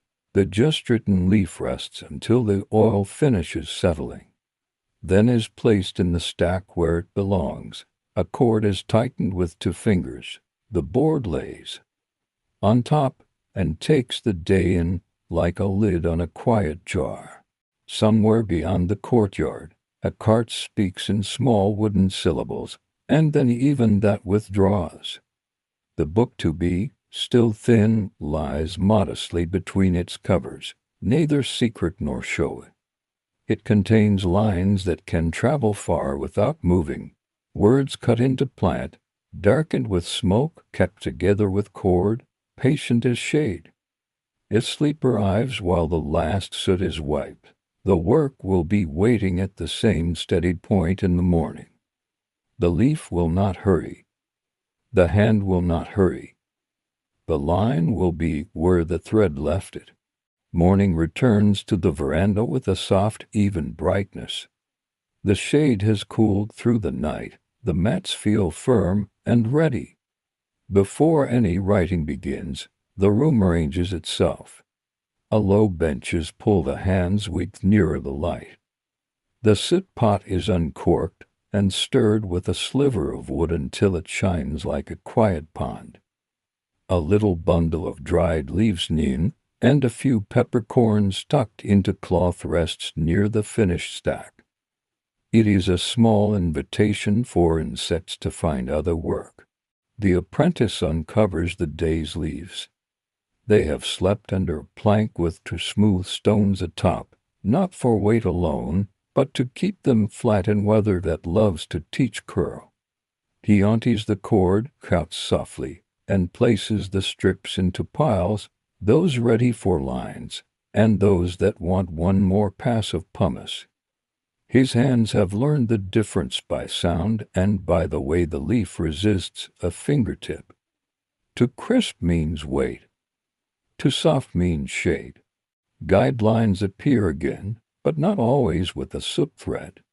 On some days the scribe prefers a light scoring with the stylus along a straight edge, almost invisible until it catches the angle of the day.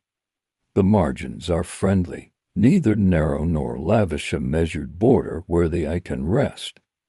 The apprentice watches how the scribe begins the first ruled line a thumb's breadth from the edge where the cord holes will live. Habit preserves future strength. Today's text comes from an older bundle, borrowed from a neighbor who keeps records for land and harvest. The leaves tell practical tales, boundaries described by trees and canals, measures recorded by baskets and spans of rope, names written in a steady hand. The scribe does not copy blindly. He reads aloud under his breath and chooses the clearest version of each phrase. If the older leaf shows 2 ways of stating a field's width, he selects the one that will be understood when both of them are gone. The stylus begins its traveling. Letters are pressed as faint valleys before the soot arrives. Curves lean and stand like reeds in a practiced breeze. The scribe's thumb anchors near the margin. The other hand floats, guiding without weight. Every so often he stops mid-stroke, not because he is uncertain, but because patience is part of the line. The apprentice learns that a pause can be a tool. When a section reaches its end, a small notation enters the leaf in a corner, a season, a place, a minute emblem that will help a reader return to this point. It is not ornate and not secret. It is the handwriting of a path marker, unobtrusive, loyal. Later, when the cord threads everything together, these quiet signposts will make finding easy in a stack that refuses page numbers. Soot and oil take their turn. The cloth, wrapped loosely around 2 fingers, travels once across the new cuts. Blackness settles only where invited. The surface remains pale and calm.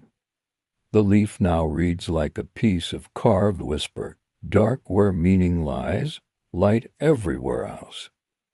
The apprentice cannot help smiling at this moment each time. Making letters appear feels like coaxing an image from fog. Repairs belong to the same hour as writing, not as a different craft. A strip shows a fine split near the future cord hole. The scribe warms a small drop of resin by the lamp until it yields, then nudges it into the split with a sliver of bamboo and smooths it with the shell. Once cool, the place is stronger than before. Along another leaf, a tiny insect bite has left a pinprick. A dusting of turmeric across the stack, and a fresh cloth cover asks hungry mouths to be polite elsewhere. Remedies are simple. The secret is to apply them early. The apprentice practices lines on a trimmed offcut. He writes the same syllable again and again, tiny roads crossing the leaf with even distances. His tip catches once, the cut goes deeper than it should. He looks up.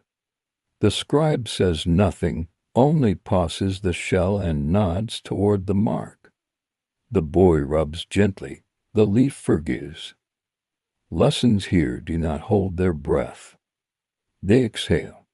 Midday, the veranda receives visitors of quiet purpose. A monk arrives with a narrow bundle tied in red thread. Inside, verses that have traveled from another village ask to be copied before their leaf grows tired. He places a small gift beside the soot pot, nothing rare, just a packet of incense that will freshen the shelf where the finished stacks sleep. A moment later, a temple steward steps in with a short list scratched on a splinter of wood. They require a clean set of account leaves for lamp oil and grain offerings, columns rule to admit daily entries. The scribe sets aside a handful of strips of identical length. Keeping like with like will make the steward's work easy. Format is its own language. For verses, the scribe chooses narrower lines and a generous top margin. For accounts, he rules neat columns with a thread snap, then touches the cord holes with the heated needle so each leaf will sit square when tied. In a different corner of the room, a teacher copying a primer for children requests letters taller and widely spaced, the way one writes footsteps for small feet to follow. The craft answers content without fuss. Reading has its method as well. When someone comes to consult an older stack, the cords are loosened into loops rather than free entirely. The reader slides one leaf at a time out from between its neighbors, keeping the order alive with the other hand. A stylus lended for pointing rests along the groove of a line so the eye does not wander. When finished, the leaf returns under the cord as easily as a fish returning to water. Binding happens in quiet bursts between lines. Two cords thread the matching holes of a section, pass back through, and tie into a loop that lies flat. A title leaf incised with a few summary words sits on top or at the end depending on local habit. Covers embrace the stack. Thin boards smooth on the palm, sometimes carrying the shallow pattern cut years before flowers that are all suggestion, a border that is no more than a rhythm. A thin slip of cloth lies between cover and first leaf for softness. When the bundle rests, it looks like a well-kept tool rather than a treasure, which is part of its safety. Weather advises everything. In dry months, a trace of oil is rubbed along edges so the strips will not grow brittle. In damp months, the finished stacks are raised on short feet so air can pass underneath. If monsoon presses hard against the lattice, the scribe works shorter hours and keeps more leaves sleeping under the plank. Speed is not a virtue here. The book will wait. The hand will return. Occasionally, a donor's note enters the story. At the end of a section, in small, respectful letters, the scribe records that a family offered a measure of rice or a coil of cord so these lines could be made. Not all manuscripts carry such notes, but when they do, the leaves remember more than text. They remember the village that leaned together to make words stay. The apprentice learns the counting of leaves as a music rather than arithmetic. Groups of 5 whisper together, the 10th asks for a chord, the 20th asks for covers. He also learns storage by season. Finished bundles for the temple sleep in a long, shallow chest lined with cloth and scented wood. Household records live on a shelf above an inner doorway where smoke keeps insects thoughtful but does not blacken the edges. Studied texts for children rest in baskets that can travel to a veranda where lessons spill quietly into afternoon. A merchant arrives in the last hour of light with an interesting request, a portable set of price leaves, each strip bearing common goods and fair rates for the next market day. He asks for a wide right margin to accept changes, and a cord that unknots easily when a number must be recut. The scribe selects a few tougher strips that will stand up to handling, rules them with comfortable space, and begins. It is not art, it is service. Books here live near hands, not behind screens. The day thins. The lamp earns its place again, not bright, just steady. A last run of the cloth makes today's incision speak. The apprentice aligns the fresh leaves under a board, weighting it with the same 2 stones, and ties the cloth over the stack with a knot that remembers how to be untied by morning fingers. Tools are wiped and returned, stylus wrapped, shell rolled to the cool corner, street edge leaned where it cannot warp, needle cap so heat waits for work, not for accident. Before closing, the scribe lifts one finished bundle and breathes the faint scent of oil, smoke, and wood. The cord slides easily, the leaves shift without complaint, the letters hold their dark. He sets the stack back with a touch that says both enough and see you soon.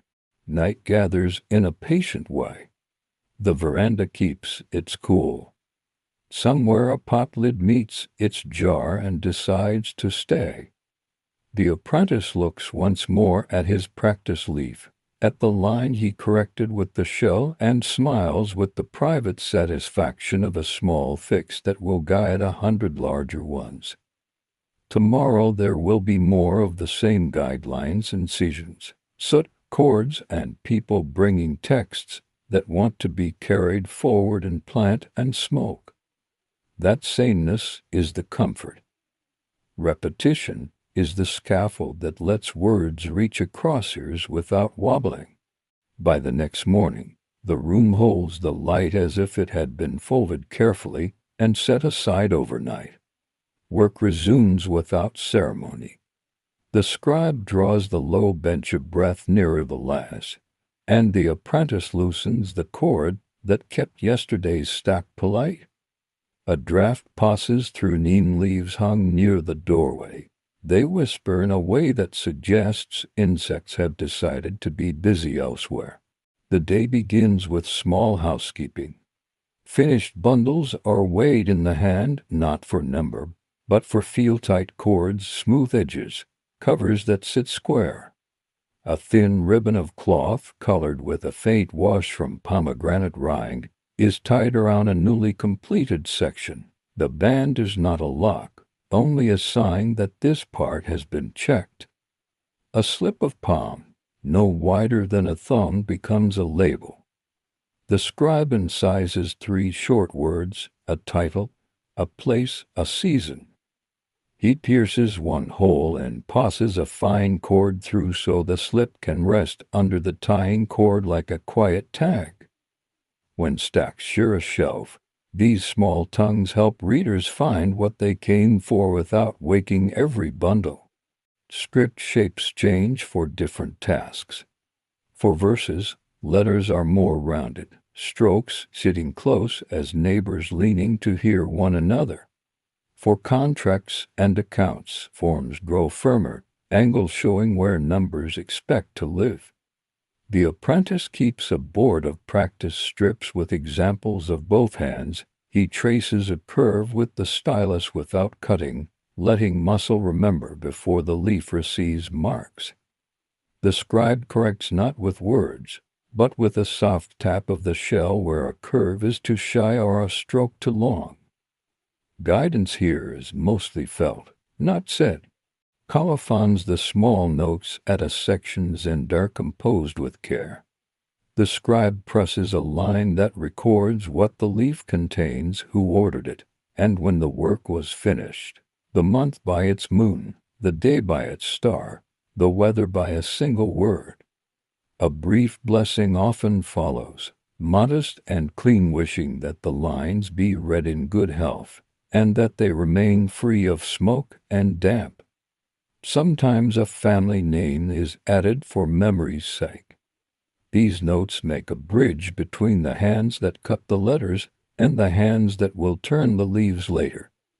They act like companions that stay behind to point the way. Cataloging is an hour's occupation every few days. The apprentice stacks finished sets on a mat and sings their names in a low voice while the scribe cuts the same names into a master index leaf that lives under the watchful weight of a wooden ruler. Titles are grouped by use ritual, law, account, song, learning. Beside each title the scribe incisors the location, shelf, niche or chest, lower, middle, or upper. The house knows its own map. In rainy months, the chest is chosen more often. In dry months, the shelf that breathes is preferred. The index leaf earns a tiny notch each time entries fill a line. Those notches become an age all their own. Visitors come with errands that teach the apprentice the life of leaves beyond the veranda. A school attendant requests a set of new primer strips to replace ones the children have softened with earnest fingers. He asks that the letters be tall and spaced widely, and that the cord holes sit a little nearer the edge so small hands can hold the strip without hiding the line. A farmer arrives with an older stack boundary descriptions that need to be legible for a dispute at the canal. The old letters have grown faint. The scribe agrees to trace, not to rewrite, so the record keeps its first voice.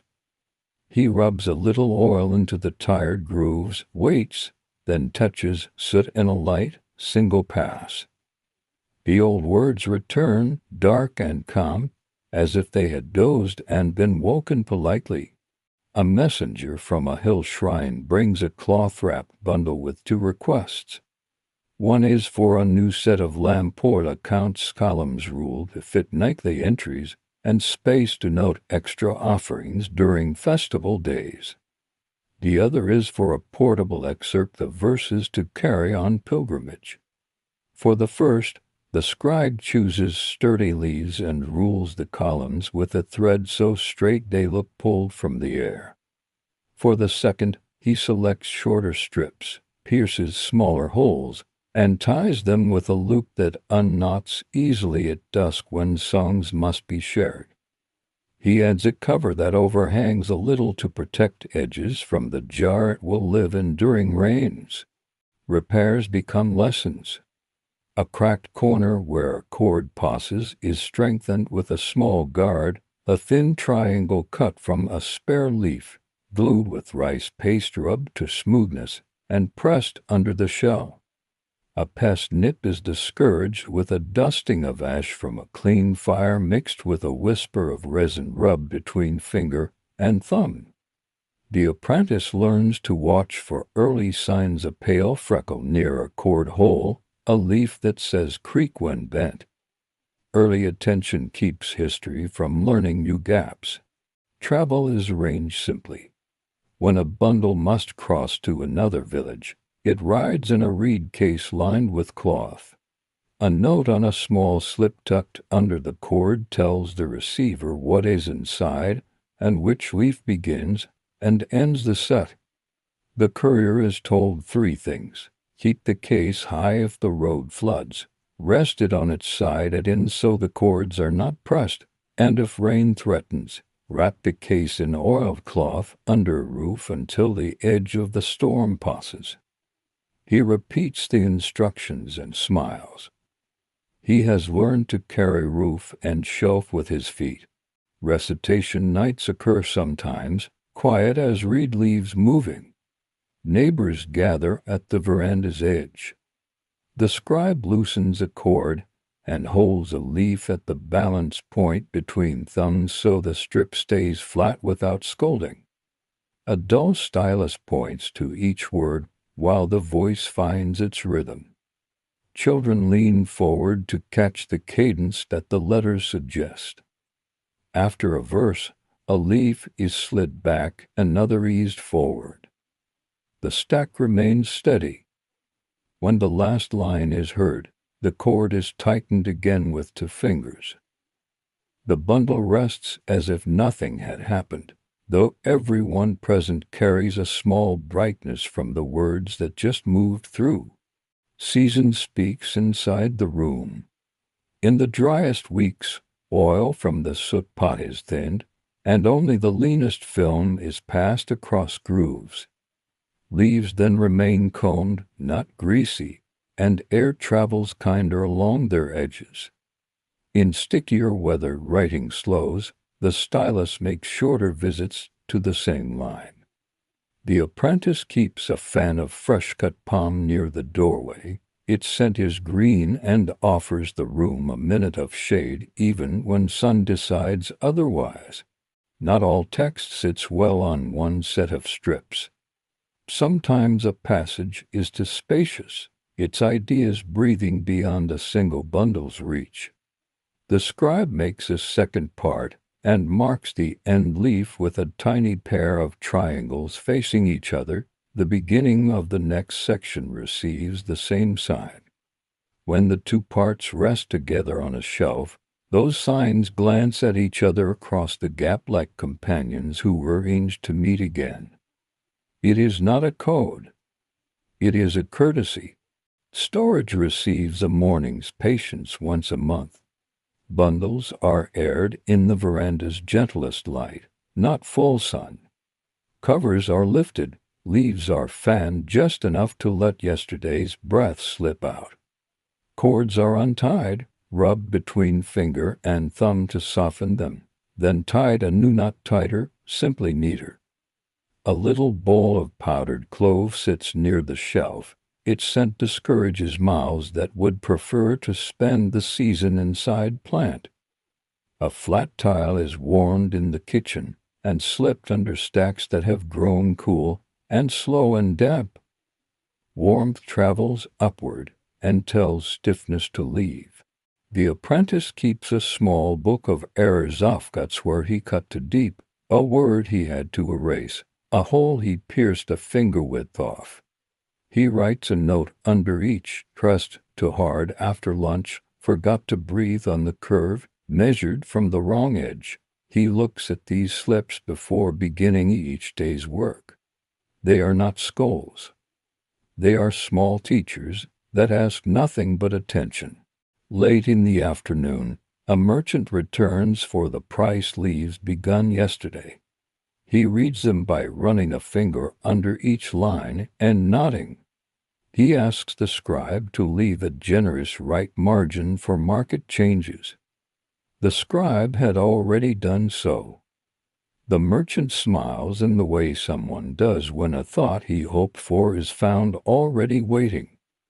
He tucks the narrow bundle into a cloth sleeve that smells of cumin and flour and promises to keep it dry.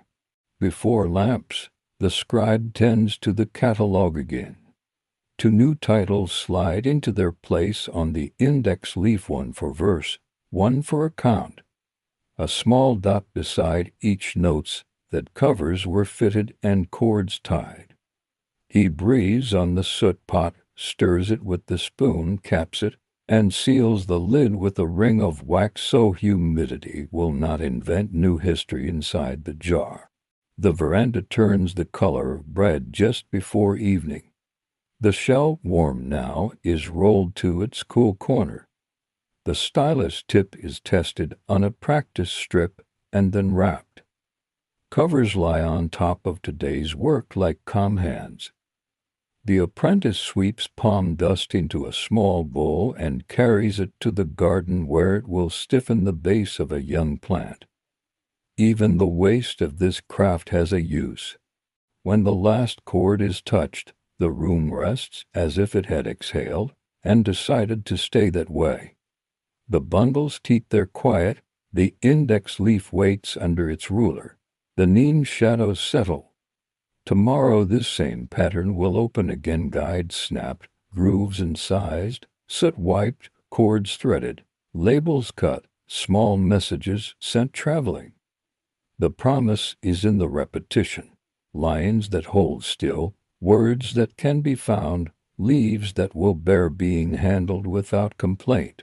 Rains begin as a rumor across the courtyard tiles. The first mornings of the season are cool on the skin, then heavy by noon, then thoughtful again at dusk. Inside the veranda, the work changes posture without changing pace. Leaves sleep longer under the plank with stones. Cords are loosened a breath so stacks can swell and ease without complaint. The apprentice brings into low stools to raise finished bundles from the floor. Air must travel under as well as over. Smoke and oil receive their own small revision. On wet days, the lamp burns a little leaner so soot stays fine. The spoon that catches it warms slowly at the rim. Soot falls like whisper onto the oil, and the cloth learns to wipe in one gentle pass instead of two. Excess shine invites grit, better for letters to be dark and matte, like cool earth after rain. The scribe tests with a fingertip and a slanted glance. When the grooves drink just enough, he nods once and moves the leaf along. The stylus feels different in wet weather. Metal holds the chill and then the warmth of the hand with more appetite. The apprentice learns to rest his grip a little farther back, letting the wrist speak while the fingers listen. Between leaves, he rubs a pinch of ash between thumb and forefinger to recall dryness. Not much, just enough to remind skin of its accuracy. The shell does extra service now, smoothing places where fibers wake and try to stand under the stylus's persuasion. When the shell pauses, the leaf remembers to lie down. Visitors arrive damp at the edge of shade, shaking rain from shawls and offering folded messages wrapped in oiled cloth. A midwife requests a fresh copy of a list of herbs and measures, her old leaves swollen and blurred by months near steam. The scribe chooses tougher strips, rules wide lines, and incises the names with spacing generous enough to read in poor light. He darkens the grooves with a cloth that carries a trace of clove, useful in rooms where new breath meets the world. Another neighbor brings a family list of births and marriages to be extended by 2 lines. The scribe adds them in the same hand as the earlier ones.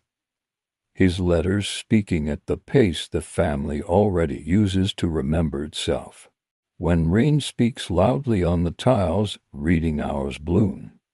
The veranda becomes a neighborhood of books. A teacher loosens the cords of a primer. Children sit cross-legged with ankles tucked and follow a dull stylus along the grooves while the teacher's voice maps sound to shape. They learn to turn one strip out and slide it back without scratching their place, to keep the looped cord snug with the other hand so order remains. After lessons, each strip returns under its tie, the bundle regains its calm square edges, no history of small fingers written on its face. Catalog care has its own monsoon version. Once a week no more, or the air will make mischief. The index leaf is opened. The scribe reads the shelf where the children's texts live. The band of pomegranate color shows which sets have been checked since rain began. He touches each tag with 2 fingers, not quite lifting, and watches for edges that suggest swelling. A warm tile, wrapped in cloth, slips under group that grew heavy with damp. Hours later the tile yields its heat and leaves dryness in its place without scolding. The apprentice learns to warm tiles near the kitchen, never up the lamp. The kitchen fire gives depth without smoke. The workshop keeps a traveling case ready in wet months. It is a reed tube lined with cotton ends capped with wood that seek into grooves between case and cloth. A strip of oiled silk sleeps, folded in a simple S so it can lengthen or shorten as the weather commands. When a bundle must go by boat, the case rides high away from slosh. When it travels by path, it rests along the shoulder like a quiet instrument. A note tied under the cord lists contents and the name of the leaf that begins the set. Another note, simple as a knot, says where to hide the case if a storm persuades the road to vanish for a while. Copying tired leaves becomes a rainy day kindness. A shrine sends a set whose edges have softened from years of handling verses learned by many mouths and fingers.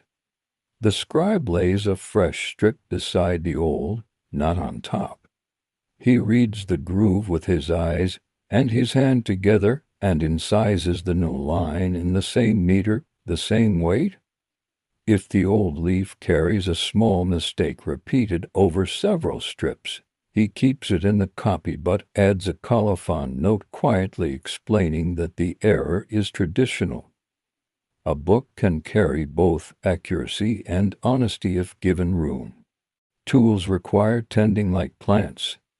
The stylus tip is sharpened against a strip of fine stone until the edge is a curve rather than a point. Cuts made by curves heal better than those made by needles. The heated awl that pierces cord holes is cleaned of resin, touched to oil, and capped. Uncapped metal in monsoon finds rust as eagerly as a beetle finds light. Cords are rubbed with the breath of sesame oil, and hung in loose loops. Tight coils remember tight behavior later. The veranda learns new habits of sound. Rain, yes, but also the small drip from the eave into a jar, counted as a sort of clock. The apprentice turns the fan with an easy arm. The sluggish air wakes a little and moves across leaves and faces. A gecko scuttles along the lattice, pauses as if reading, and leaves. Smoke from the lamp rises, bends, and teaches which side of the room is best for airing stacks today. Not all lines traced here are words. Marginal signs belong to the craft as surely as letters. A small triangle tips the reader toward a correction. A double stroke beside a verse invites chant. For accounts, faint ticks on the outer margin give the steward places to add sums without nicking the main text. The apprentice learns to incise these marks with quiet wrists. A margin should carry guidance, but never gossip.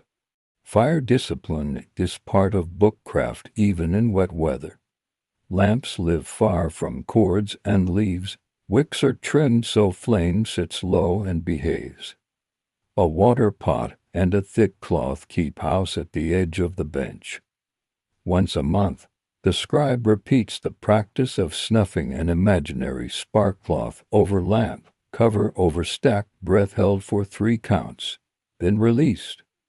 The apprentice learns to do it with the same lack of drama. Prevention belongs to everyday motion, not to story. A carver brings new covers on an afternoon when rain has moved off to look at another village. The boards are light and straight, edges ease to welcome hands. One pair carries a shallow border of repeating leaves, another shows a row of dots like seeds. The scribe pays not in coin but in work. A short set of family records cut legibly for the carver's sister, who keeps her household's accounts with care. Covers meet chords and become books in the simple ceremony of a knot that remembers how to untie. Evenings stretch a little longer in monsoon light. The scribe sometimes chooses to read from a wisdom leaf that lives under the ruler lines about the pace of work and the kindness of repetition. He points with the dull stylus so the apprentice can follow the curves as the voice travels. The words mention patience and the steadiness of bowls set on level surfaces. They also speak of the small arrogance of hurrying. The apprentice listens, then oils the cord lightly and smiles without showing teeth. He understands enough for today. Storage earns its own lullaby. Bundles are put down spine-wise if a palm book can be said to have a spine, so cords carry the weight, not edges. Between stacks, a thin wreath of dried neem leaves rests as a curtain insects do not enjoy. The index leaf slides under its wooden ruler, not pinned but persuaded to stay flat. The sup pot's lid is sealed with a soft ring of wax so moisture cannot invent a cloud indoors. Lake rain comes like a sleeping creature turning over. On those nights, the veranda tightens its comfort. The fan is stilled. The spoon is wiped and set on a folded rag. The stylus, cool again, returns to its wrap. The apprentice peeks under the plank with stones and sees letters sleeping in their grooves, dark and untroubled. He covers them and banks the lamp with a small, practiced pinch. If a traveler asked what makes a palm-leaf book endure, the scribe might answer with a list that sounds like a recipe. Leaves cured in shade, grooves pressed with a kind hand. Smoke mixed thin into all, cords allowed to breathe, covers that sit square. And readers who return each strip to its place, as if replacing a step in a stair. Add weather knowledge, and the habit of seeing trouble a day early. The rest is time. Morning will bring lighter rain or none, either way the day will arrange itself, and lines will continue to appear where the soot thread kissed, where wrists remembered to pause, where the shell asked fibers to lie down and be readable. Books here are not kept away from life.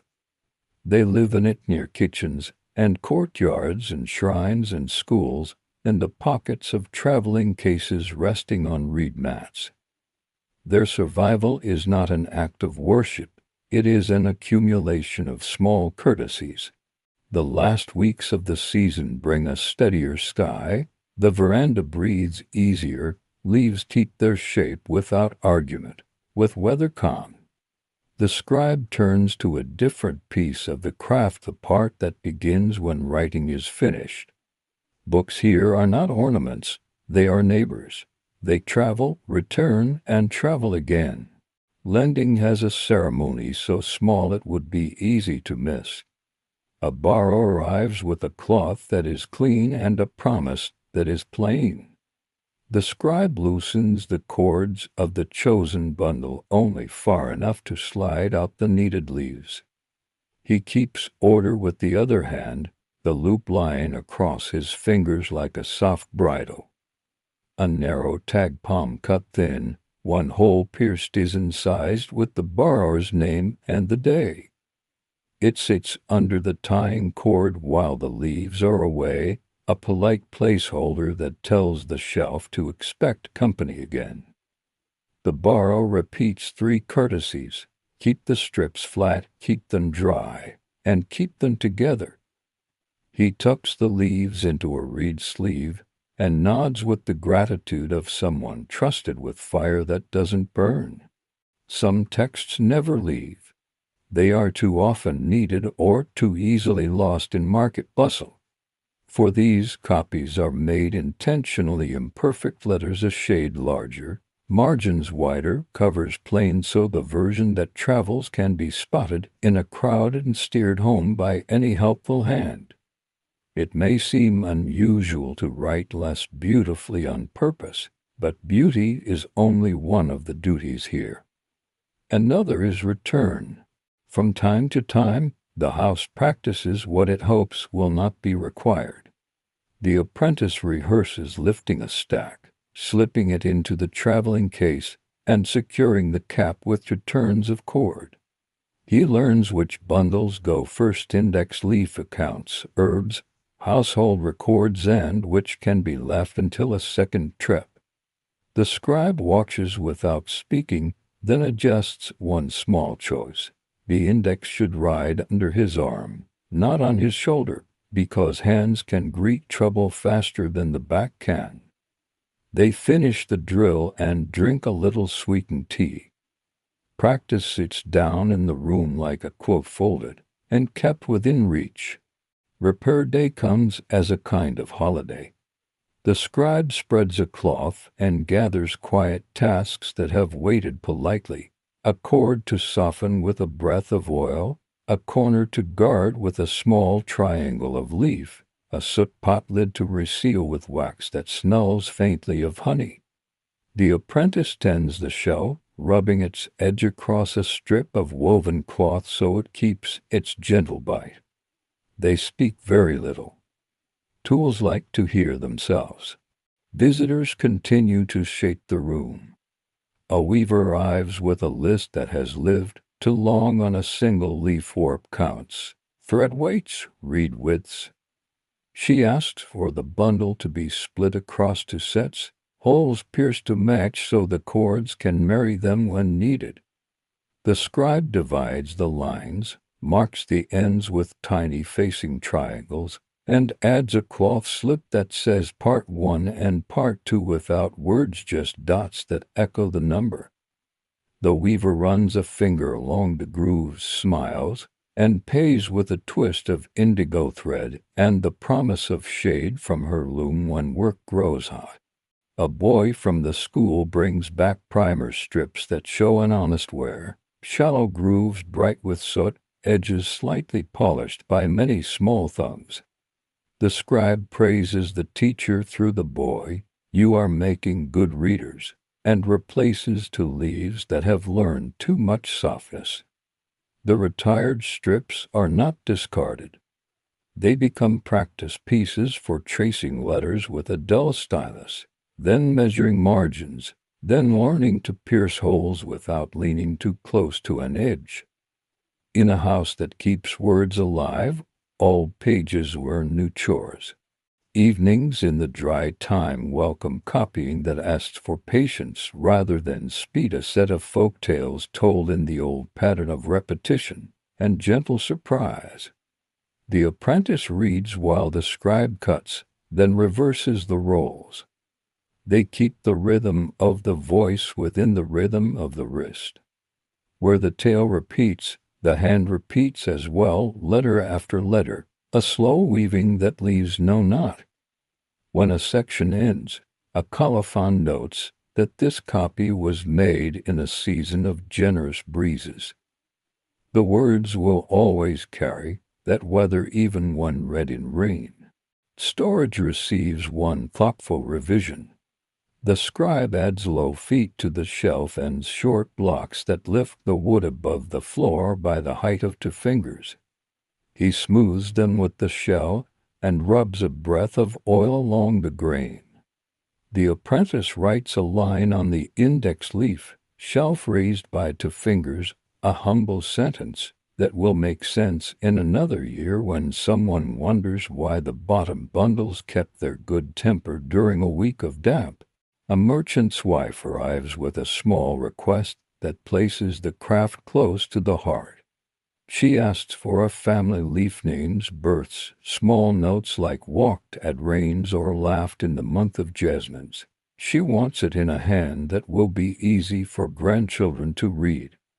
The scribe chooses a pale strip, rules generous lines, and presses the letters with gentleness. He adds a narrow right margin because families grow in more directions than planned.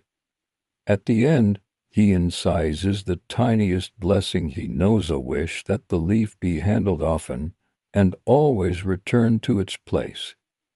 She touches the grooves and says softly, "Good." On a morning of clear light, the traveling case is brought down for a different reason delivery. The temple steward collects the account set for lamp oil and green.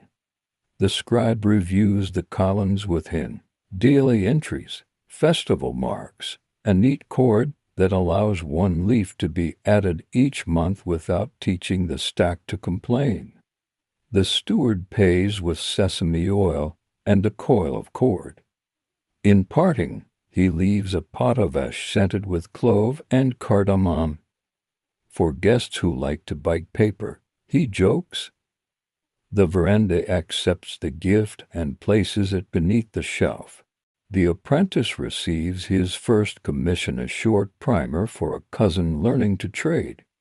The scribe selects 3 good leaves and watches from a step away as the boy rules, pierces, and cuts. The first line is too deep. The shell persuades it flatter. The second is shallow but true. By the third, the stylus and wrist have found agreement. When soot is wiped, the grooves darken in a way that makes the apprentice straighten with a quiet pride. He ties the cord with a loop that will untie kindly and sets the little bundle on the mat, looking at it as if it were a cup he had shaped from air. Season hints at turning. The evenings grow a little quicker at the edges. The scribe opens the index leaf and recites to himself verses, accounts, Scribes, family stories, lessons. Each title answers with its place, like a roster called at dusk. He adds a line at the bottom, "Catalogue checked after the first dry wind," and covers the leaf with its ruler as if tucking in a child.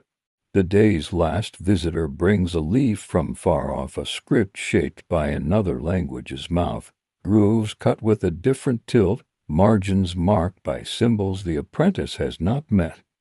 The scribe handles it with respect, rubbing a whisper of oil along edges traveled thin by long journeys.